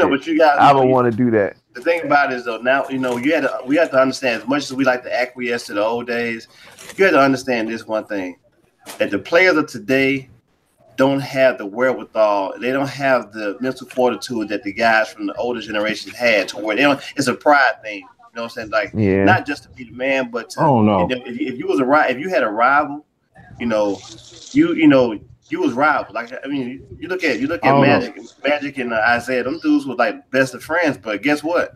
Isaiah wasn't joining no Lakers. Magic wasn't going to Detroit. Exactly. So, that's true, but OKC wasn't really a rival like that for us, though. But hold on. before any of them cats got to a point where they even had to consider that, they had already won championships. Now, my counterpoint to all this is, how often do you hear old heads, new heads, don't matter, joke on Charles Barkley because he don't have a ring? All the time. I joke on Charles Barkley because fuck Charles Barkley. Especially when it comes to even though Shaq do it every other night Yeah, when they on TV. He do. Charles is my dude. But you know why they do that? That nigga said I joke on Charles because fuck Charles. Charles, he did that to himself though. That's why people mess with him, because Charles Barkley, he did it to himself. Charles Barkley. Yeah, they do it to Karl Malone too. They always say, does nobody really trip off Karl Malone like they do on Charles though? But they still bring up the fact he never won a championship. I don't think any less of Charles Barkley because he doesn't have a ring. Because I take into account what he did for the game. You know what he did. Like Dominique Wilkins is like probably my second favorite player behind Magic Johnson ever, and I think Dominique got a ring with the Spurs. I think, but if he didn't get a ring, I still hold him in high regard way before Pippen, before LeBron, any of them, because he set the tone. So his contributions to the game, they mean much more than a ring, because there's a lot of people in a lot of sports that don't have rings, but they help shape and mold the game of today. That's so true. I don't look at anybody who don't have a ring. I don't look at Patrick Ewing as a bum because he didn't get a ring. You got to think about the competition level at that point in time when he was playing. Yeah, I don't either. Not with Pat though. Like Pat been going through it. That's y'all talking. But I guarantee you, if you watch ESPN or any other station, they talk about them players. They gonna say, but they never won a championship. But you know who usually says that though? It's always gonna be people who didn't play the game, who they're just pundits, and they get paid to speak on these things. When they never touch. No, not always. You hear Jalen Rose say that sometimes. Hey, you hear Jalen, you hear Chris like Webber say it too. Did Jalen got a ring? Hell no, he ain't got a ring. But I respect Jalen because that's fast. Like I said, he got 2 rings. Skip Bayless. This motherfucker had something bad to say about LeBron today. They blew. Of course. He still has. Dude, Davenport, you just said Skip Bayless. That's a foregone conclusion. He gets paid for that though, Dav. So like deep down, that's it. Dude, it's Skip Bayless. He gets paid for that. Exactly. That's his job. That's his job. He gets paid to be an antagonist.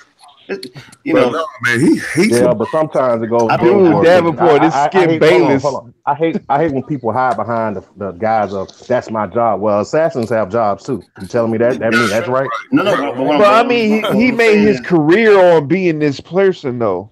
No, man. That's who we know Skip Bayless is, and being this motherfucker who he is now. His whole thing has been that.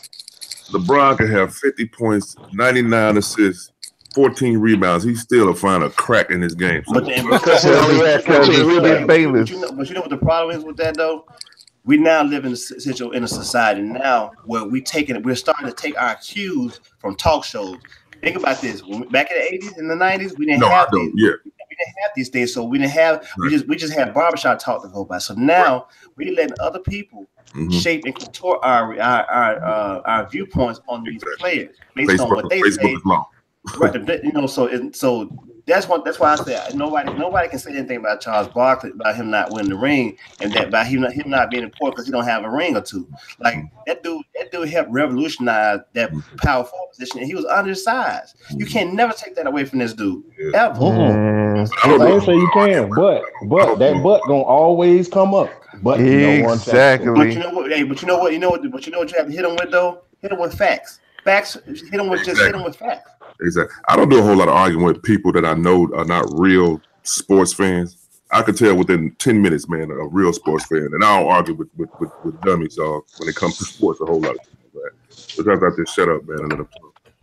Yeah, no, I mean you have to. At the end of the day, it's all rooted on somebody's opinion anyway. Exactly. So but it's the facts of it though. Like a lot of people don't like LeBron for whatever reason, and that's fine. But you can't take away what he's done in the last 15, 16 years of his career. You can't take it away from that. It's like people had little small quips about him as a person, and that's fine. I mean, but he's not a perfect player, but like I said, from first quarter to the end of the third, I want him on my team. You know, he's the best player from the first quarter to the third quarter. But the fourth quarter, you got to give me Michael Kobe. I need somebody who got that killer instinct. But that's one quarter, man. 3 games, 3 quarters set up that last. Every game ain't gonna come down to a last shot. So I think but the thing is, I still want the thing is, the game don't have to come down to the last shot if that person with that killer instinct went off in that fourth quarter. Yo just said for 3 quarters you want LeBron. He obviously but we say with the fourth quarter that motherfucker could go off for 30 in that quarter and just completely blow the game wide open. When you don't have to worry about the last shot. It's like I hear you, man, but it's like people make up special categories to fucking talk about. It's not a special, but it's not a special category though, Dav. Yeah, I mean, this just said you. Okay, first of all, I would rather. So you telling me they don't track fourth quarter production? One that's gonna dominate in the fourth. You tell me they don't track fourth quarter production. There's some dumb shit they don't made up in the last few years. I gotta agree with that one. It's like LeBron. That's all they're saying. I mean, he don't find something about LeBron. This man I think LeBron gets a bad rap because he's a diva. And let's be honest. No, that's not why he get a bad rap. No, he gets a bad rap. Let me finish. He gets a bad rap because first of all, he's a diva. And he has a lot of ego, but it's kind of like he passive aggressive with his shit. And so they turned on LeBron when he left Cleveland to go to Miami. That's when the media turned on LeBron. Black man who made his own decision. I didn't like the way. That's what it was really about. I didn't like the way he did it. I don't give a fuck. You know why? Because Blake Griffin had to find out on fucking Twitter he'd been traded. Them owners do that shit all the time. So LeBron gave them some of their own medicine, and white folks don't like it. White folks don't like it when a nigga make up his own mind and tell them to go fuck themselves. That's what that was all about. A lot of these middle role players can thank LeBron for the shit that he did, man. He got some people paid, man. But and that's the thing, though, man. Like, and then I mean, to add the field to the fight, we know that dude he's a diva. But the thing about it is though LeBron's a very passive aggressive dude, and that's why I was saying earlier about what makes him a diva. He ain't no different from Michael Jordan, Kobe Bryant, I think that's a generation. There is a difference because you know why there's a difference because there's a big difference. Because he's not Jordan, and see, I get tired of people doing this bullshit. He's not Michael Jordan. Exactly. First of all, he's not even a replica of Michael Jordan. He's more Magic Johnson than he is anything. Dominique's ability. And Karl Malone's frame, basically. Yep.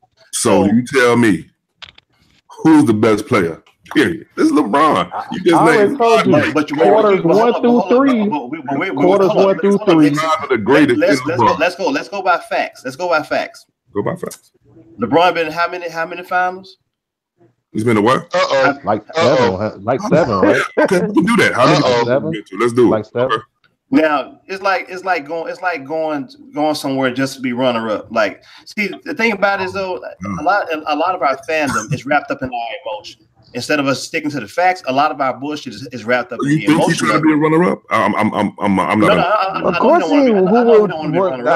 No, he ain't trying to be runner-up. What I'm saying is that as fans, we don't have objectivity sometimes when it comes to the people that we like. So, of course you're going to defend LeBron tooth and nail because you like this player and your emotions are tied to because you're a fan. Okay, so let's take the nonsense out of it and fact for fact. If you chasing Michael Jordan, right? You're already behind because you've lost 5 finals. Okay. Who says he's chasing Michael Jordan though? He said it himself. He said it himself. Yeah, he said that. I'm not saying that. He want to be one of the greats. I guess he said verbatim that he's trying to do Jordan. That's his goal. God damn, fuck, man. He said he was chasing. We're serious right now, man. But let's not get too let's not get too wrapped up in the whole championship thing because Bill Russell got more rings than Michael Jordan. My thing is, let me say this. I can't give LeBron that nod, whatever he wants to use with that. Go ahead. Because you know why? Because it's already he hasn't got Defensive Player of the Year award. I'm not even gonna say that. It's been late. It's been already late. See, it's easy for niggas to come in and talk about how great they are when the foundation already been laid for them. Shit, Jordan came and laid this whole foundation for all these dudes. And you want to tell me that he better than Mike? Actually, Dr. J laid it for Mike though. Yeah, well, that's what I'm saying. I'm talking about in terms of what Mike did for the game in terms of where it Mike is took now. it up another level. He took it up another level. Dr. J did his thing, but think about where Mike took it from 85 till the day he left it. The first time. I'm gonna kill this argument. Hurts. In the fourth quarter, when the game's on the line, if Kobe Bryant got the ball, if AI got the ball, if Michael Jordan got the ball, there ain't no motherfucking question what's about to happen next. But when LeBron got the ball, we don't know what the fuck gonna happen. But what kills me, how many times does a game come down to the last quarter? You're talking about a handful of games that happens. So I still would rather have LeBron, who's a monster. But I ain't talking about a handful of regular season games. I'm talking about championship games. That's what I'm talking about. Look, I love LeBron James. I take LeBron quarters 1 through 3, but when we get to that 4th, you give me Michael Kobe. Because they've proven time and time again that they're gonna slit your motherfucking throat. But you know, man, I think a lot of it too, man, is that it is that one thing about Mike, you never heard Mike used to talk about him being a good player, but he never shitted on his competition to where, like, I've heard LeBron like, well, I am the best player in the world. I never heard Mike say that. It was evident in how he played that he was the best.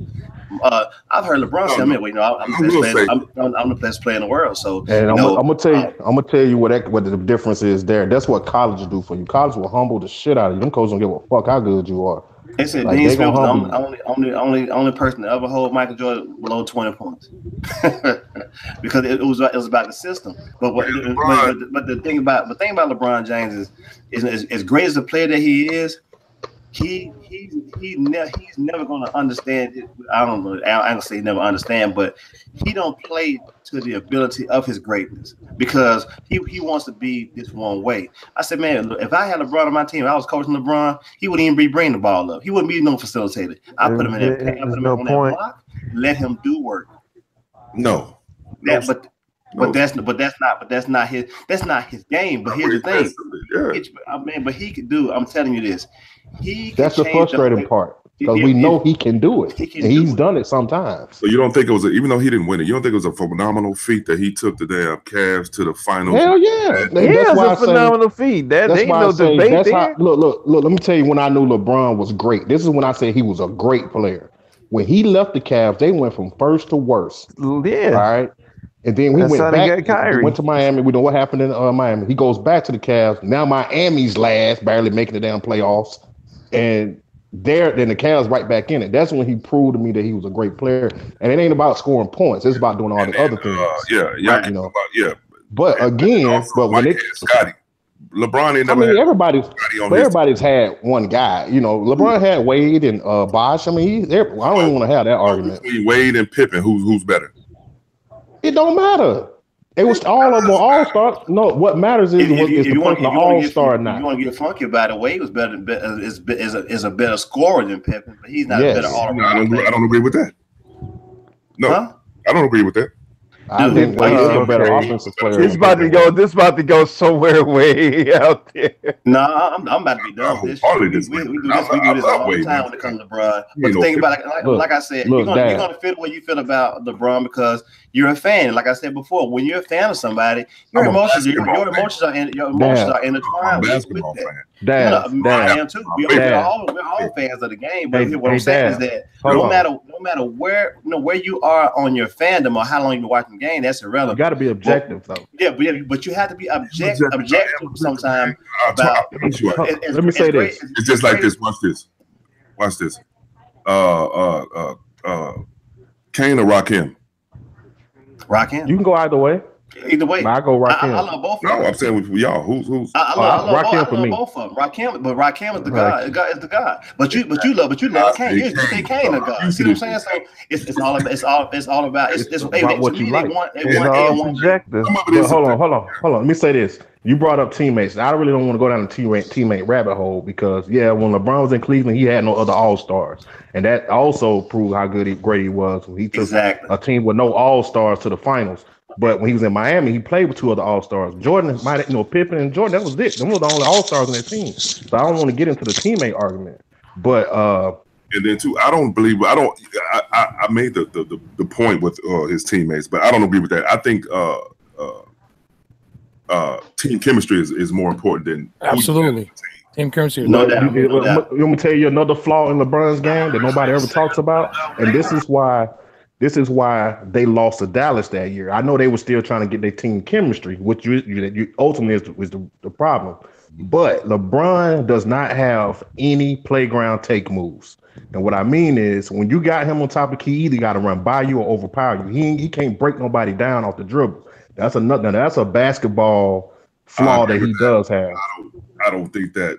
No. Let me explain it to you. Because when they put Sean Marion on him in that series, he couldn't overpower him because he was long. He was tall like LeBron, right?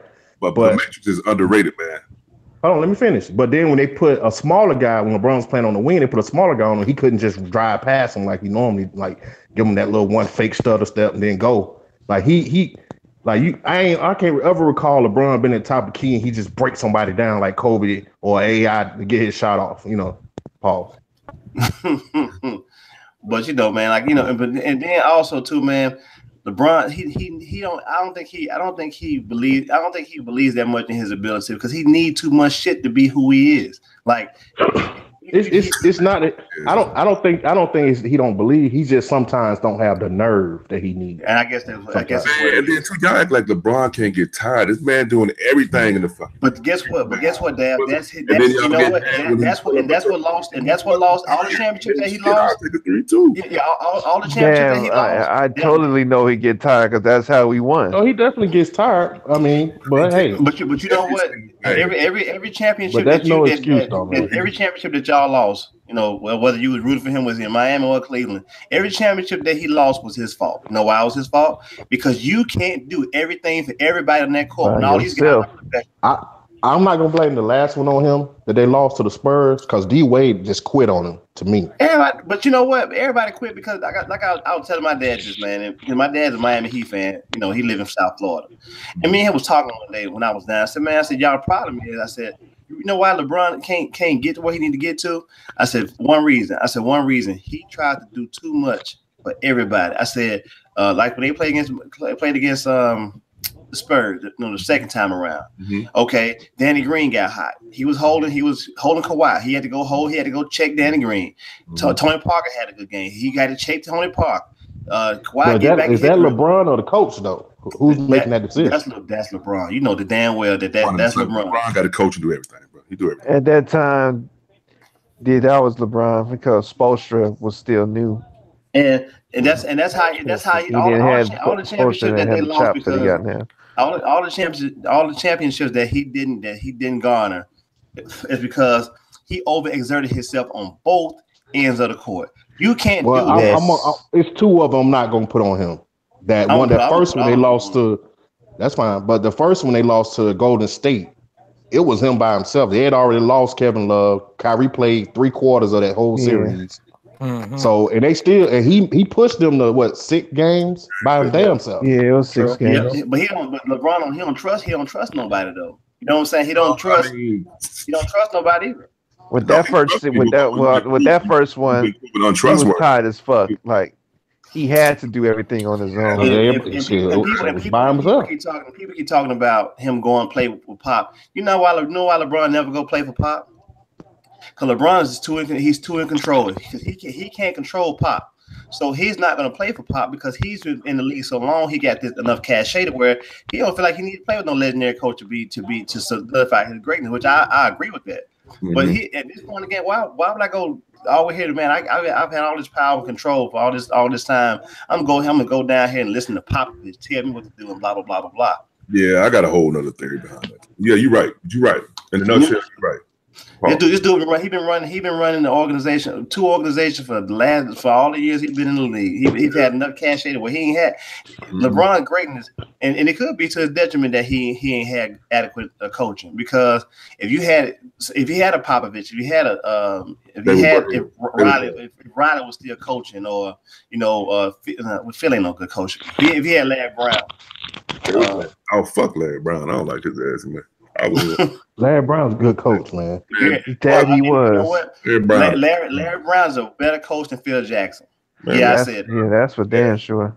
I agree with that. In the regular season, where Larry Brown has went, I'm talking about from the collegiate level to the pro level. Everywhere he's went, he's turned around that whole situation. And when he left, they went to shit. Like the kind of like talking about LeBron. Great basketball mind, man. See, Phil was blessed to have the talent. See, Phil wasn't going to a team, yeah, Phil wasn't going to a team unless it had two superstars. It worked though. He had to make that superstar shit work, as we, he did. Phil proved himself to me. But managing ego ain't at that level, where he was at managing, because he had enough cachet with the rings to go to the Lakers. So that's nothing. Yeah. But Larry Brown did a lot more with a lot less. Exactly. Yeah, Phil did prove to me that he was a good coach. When he got to the Lakers, they had more talent on that team, and he got rid of most of everybody except for Shaq and Kobe and rebuilt the team around them. Because you remember when they got there, they had Eddie Jones, they had Nick Van Exel, and they had, I forgot who the three was. They had more talent, but he pretty much shipped all them out and got a bunch of role players to play with Shaq and Kobe. It goes back to my point. Sometimes it's the best team. I don't care about the players. Nah, but you know what, then? Because at one point we had Karl Malone and Gary Payton too, and that shit was terrible. It started all this. But you know why? But you know why it didn't work? Because, like I said, I always talk about systems. Right. That particular system that Phil runs it took Gary Payton out of his element to where he was a primary ball handler. You can't take a dude who's a point guard and relegate him to not running an offense. You know what I'm saying? Like New York for the rest of Carmelo's career. So like you look at the Bulls teams who won those 6 rings or whatever.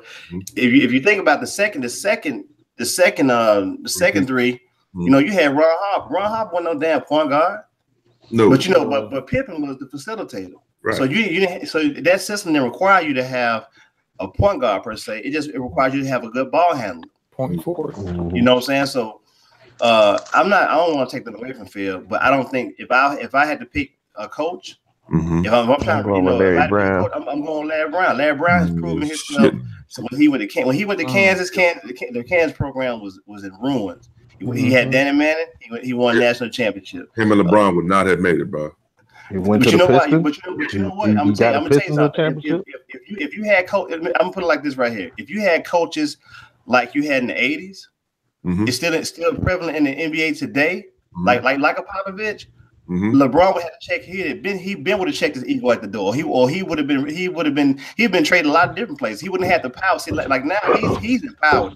So like he's very empowered to the point where he can dictate wherever you want to go. Like, but back then, like Dix was saying, it's like it's good that he has this kind of power, because now you're giving the player more control and more say about where they want to go and things they want to do. So, and I'm cool with that. I'm very cool with that. I think it's about time for that. But at the end of the day, if you had more coaches like Popovich still around the league, now you take a look around in the NBA now. You ain't got no real coaches in the NBA now. Really? Nah. You know what I'm saying? But if you had people like that, Larry Brown, you're gonna have to listen to Larry Brown. Look what happened to Iverson. Thank you. I was just about to say Iverson had to listen. And look where it got him. I mean, they actually won a game against that crazy stacked ass Laker team. But you know what happened? What happened though? Anytime you go against the X's and O's of a person who that man rebuilt so many programs and institutions, bro. It's ridiculous. I like what he did with SMU. I ain't gonna lie. Man, that man you never heard of SMU having a 5 basketball team. Right. Never. Right. So the Pistons shit. He did it with the Pistons again. Everywhere that dude goes, everywhere he goes, got them to the finals. twice. You know, so that but you know, I'm not a LeBron. I'm not gonna sit here and kill LeBron. I think LeBron's a great player.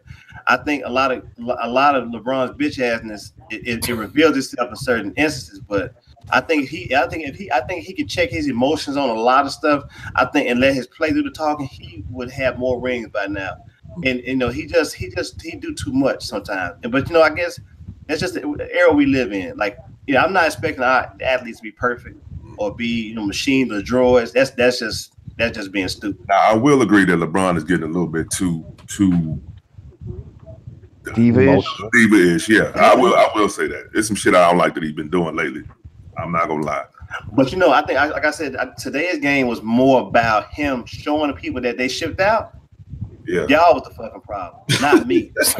He can sleep better at night now. No, I'm serious, man. Because that dude, I'm telling you, I watched these last 5 games that he played in. I watched these last 5 games, and I'm telling y'all, this dude checked out of them games. I'm telling you. He did. I saw. Yeah. No, I know he did. He was checked out.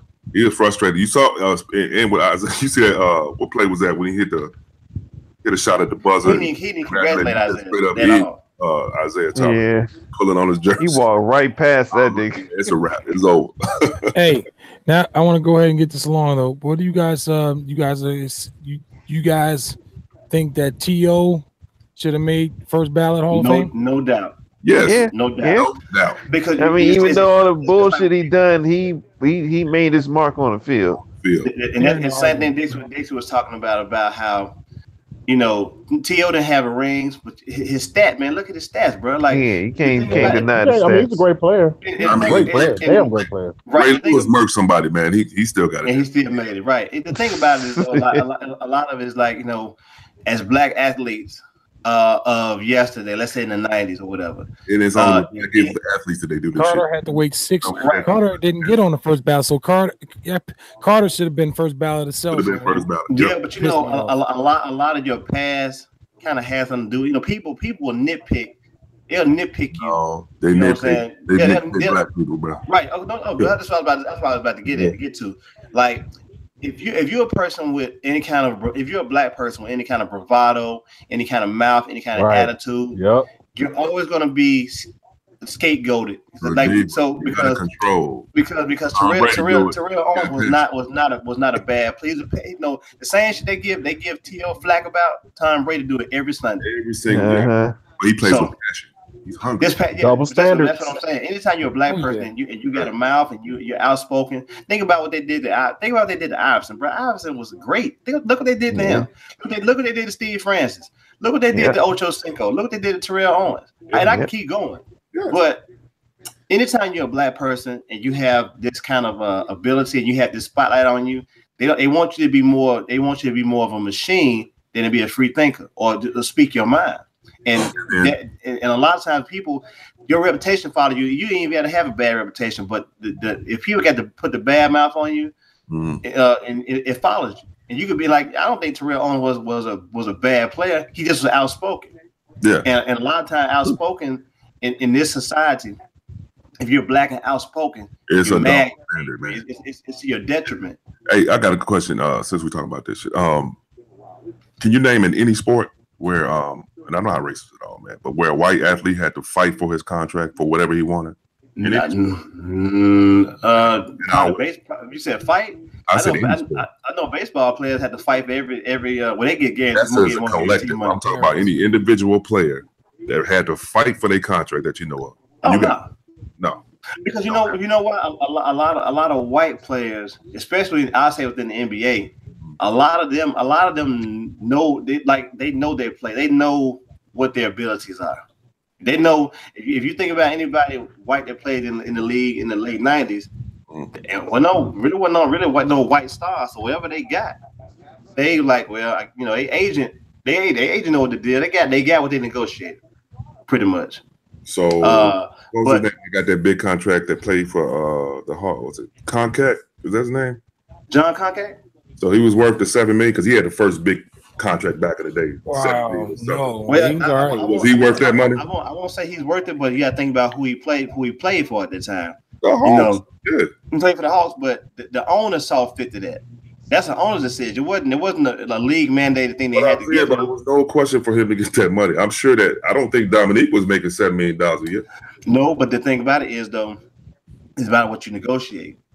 Yeah. So if and that's why Neek left. That's why you remember Neek went to LA after that. Because Neek went back to renegotiate. And they were talking about what they couldn't do for him. And we know, man. Neek, if it wasn't for Neek, it made it spoil well, but more by Neek. If Neek filled the Omni up every night he was in there, either they lose or win. Every night. Ship his ass off in a minute. Larry Bird could have one leg, one functional leg, man. That he would have played for Boston until he stopped. You know they're not gonna say, hey, oh well, let's Concat got more money than you, so we're gonna make sure let's start right after Concat. Hell no. It's all about how to negotiate, like you said, man. It's crazy. You know what else is crazy? Fucking Kilo Kardashian. This got her another Lamar Odom. I just realized. I know he's been with Tristan Thomas. She's been with Tristan Thomas for a while, but I was looking at that dude. Shit, what up, Go? How can you think that shit is genuine? Like, she what? Kardashian, she was married to Lamar. Nuts. Now she was you know what? I understand why these dudes be going for the same female. I mean, all the women. I think Jazz just said it best, man. And he was talking about music, but this applies to life too, man. Everybody want to be second, bro. Nobody want to be the first to fucking fail. Everybody want to be second, bro. Wow. Everybody want to be second. Yeah, but I wouldn't want to be fucking sixth. Fail. Exactly. Kardashian trash coming at you. Like, you think this chick really genuinely likes you, man? And as she's walking towards you, you think, if I didn't have $1 million in my bank account, would she be even approaching me? I think it's the allure. I think it's the allure of what they represent. Like, if let's say, for instance, I was in his position, or if I was a ball player and I saw her coming toward me and she thought I was cute or whatever, man, this is not a chick that I want to settle down with, because she gets around. She's a celebrity, So I'm not trying to settle down nobody like that, because I already know your standards and your goals and your morals and shit. They unless you want to be in that lifestyle. But the thing about it is though, these dudes they clamoring at a chance to get with one of these girls, and all these girls going to do get knocked up. And create wealth for themselves for the next generation. That's all they're doing. Yeah, but they learned that. They mom taught them that. Yep. You know what I'm saying? Like, she did it. They had money. They had money. Also, man, I'm not mad at the Kardashians at all. They do what they do. I'm mad at them. Like Dixie said, I don't understand why these cats keep going for them though. No, but I'm mad at the fact that my daughter my daughter don't watch this shit, but it's just like. A few of us have daughters on this panel, and we got nieces or whatever. But you don't want that to be an example of how a woman is supposed to go out here and manage herself and hold herself in high regard. When you got this chick, these chicks out here doing. I know a couple of Kim Kardashians in the hood who ain't never got a 7-figure deal for books or perfume and all that shit, and they probably get better head than any of them Kardashians. Yo, hey, you know what I'm saying? But like, I don't. That's something you don't want to ever teach or have your daughter to pick up on, where she got to degrade herself or she got to do unspeakable, ungodly things in order to be accepted, to be relevant. You know what I'm saying? Like. Societal wise, it's a glamorous life. Yeah, you never sell yourself to fall in love, man. Why would you want to? She was already. I ain't gonna say she was hot, but she was already glamorous before all this shit, because she hung out with fucking the other motherfucker. Yeah, Hilton. So she was already seen just by that. Before, so that's that girl, that Hilton girl used to fuck with. She out here fucking. Oh, word. Let me say this real quick. Go ahead, Dixie. The two things I don't like about that. One, they always appropriate black culture. This bitch gonna get on Twitter and say he's some Bo Derek braids. Bitch, ain't no motherfucking Bo Derek braids. The second thing is, and this really ain't their fault. It's more of the society we live in, like Digger says. Because they always rewarded for the same shit they vilify black women for.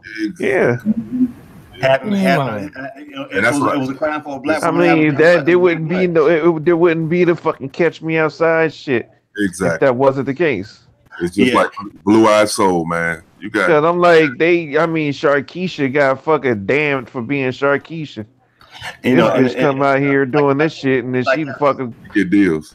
Like Dixie just said, you know, black culture has always been frowned upon. Yeah. But like when it once is appropriated, it's the best thing in the world. Because it's like that, and it's always been. It's going to continue to be that way until we start acting like the gatekeepers that we should about our culture. So we're so free with our cultures and our experiences. That's what you're right. You're right about that, Hurt. And we're so welcoming to everybody, to everybody around us, that we don't care about nobody. You know, we don't care about white people being in hip hop. We don't care about white people getting braids. We don't care about white girls getting ass shots and thick lips, because we like, okay, the more the merrier. But as it goes on, you know, if people can benefit from it, that's why they do it. We're stuck in this reality.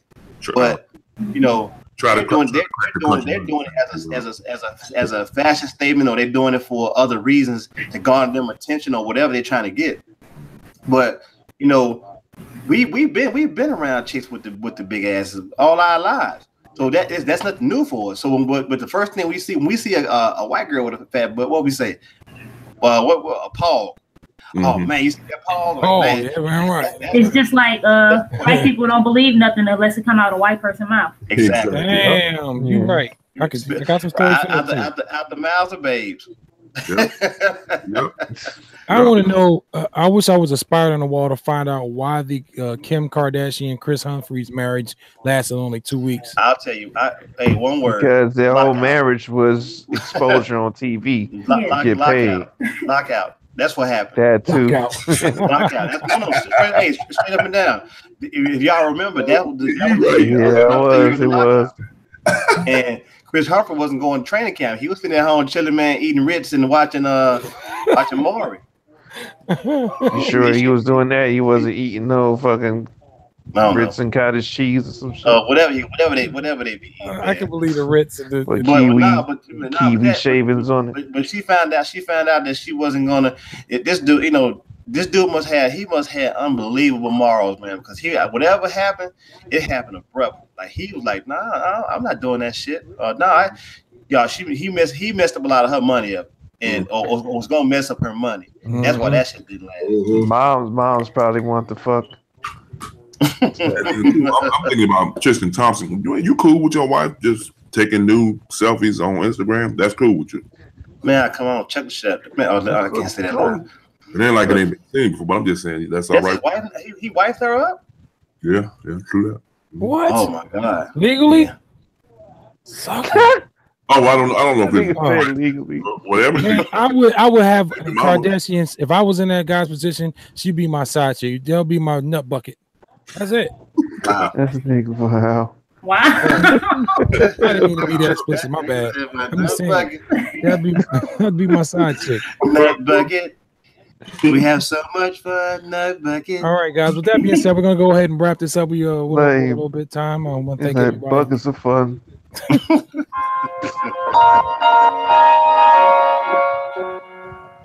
Oh god.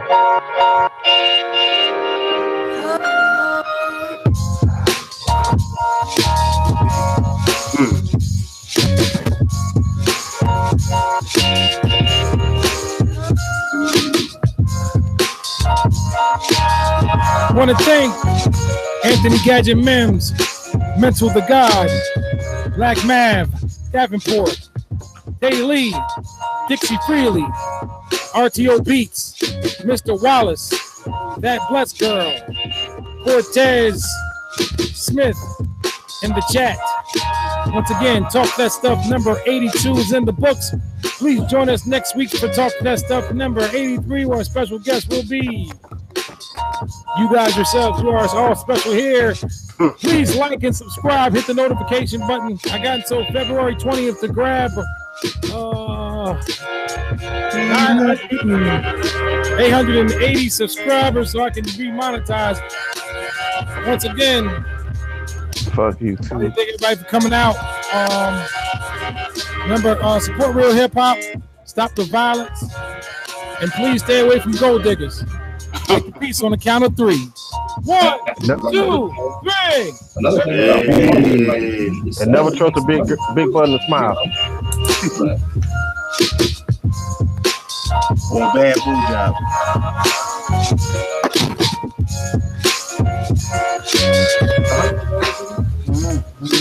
That's nice one.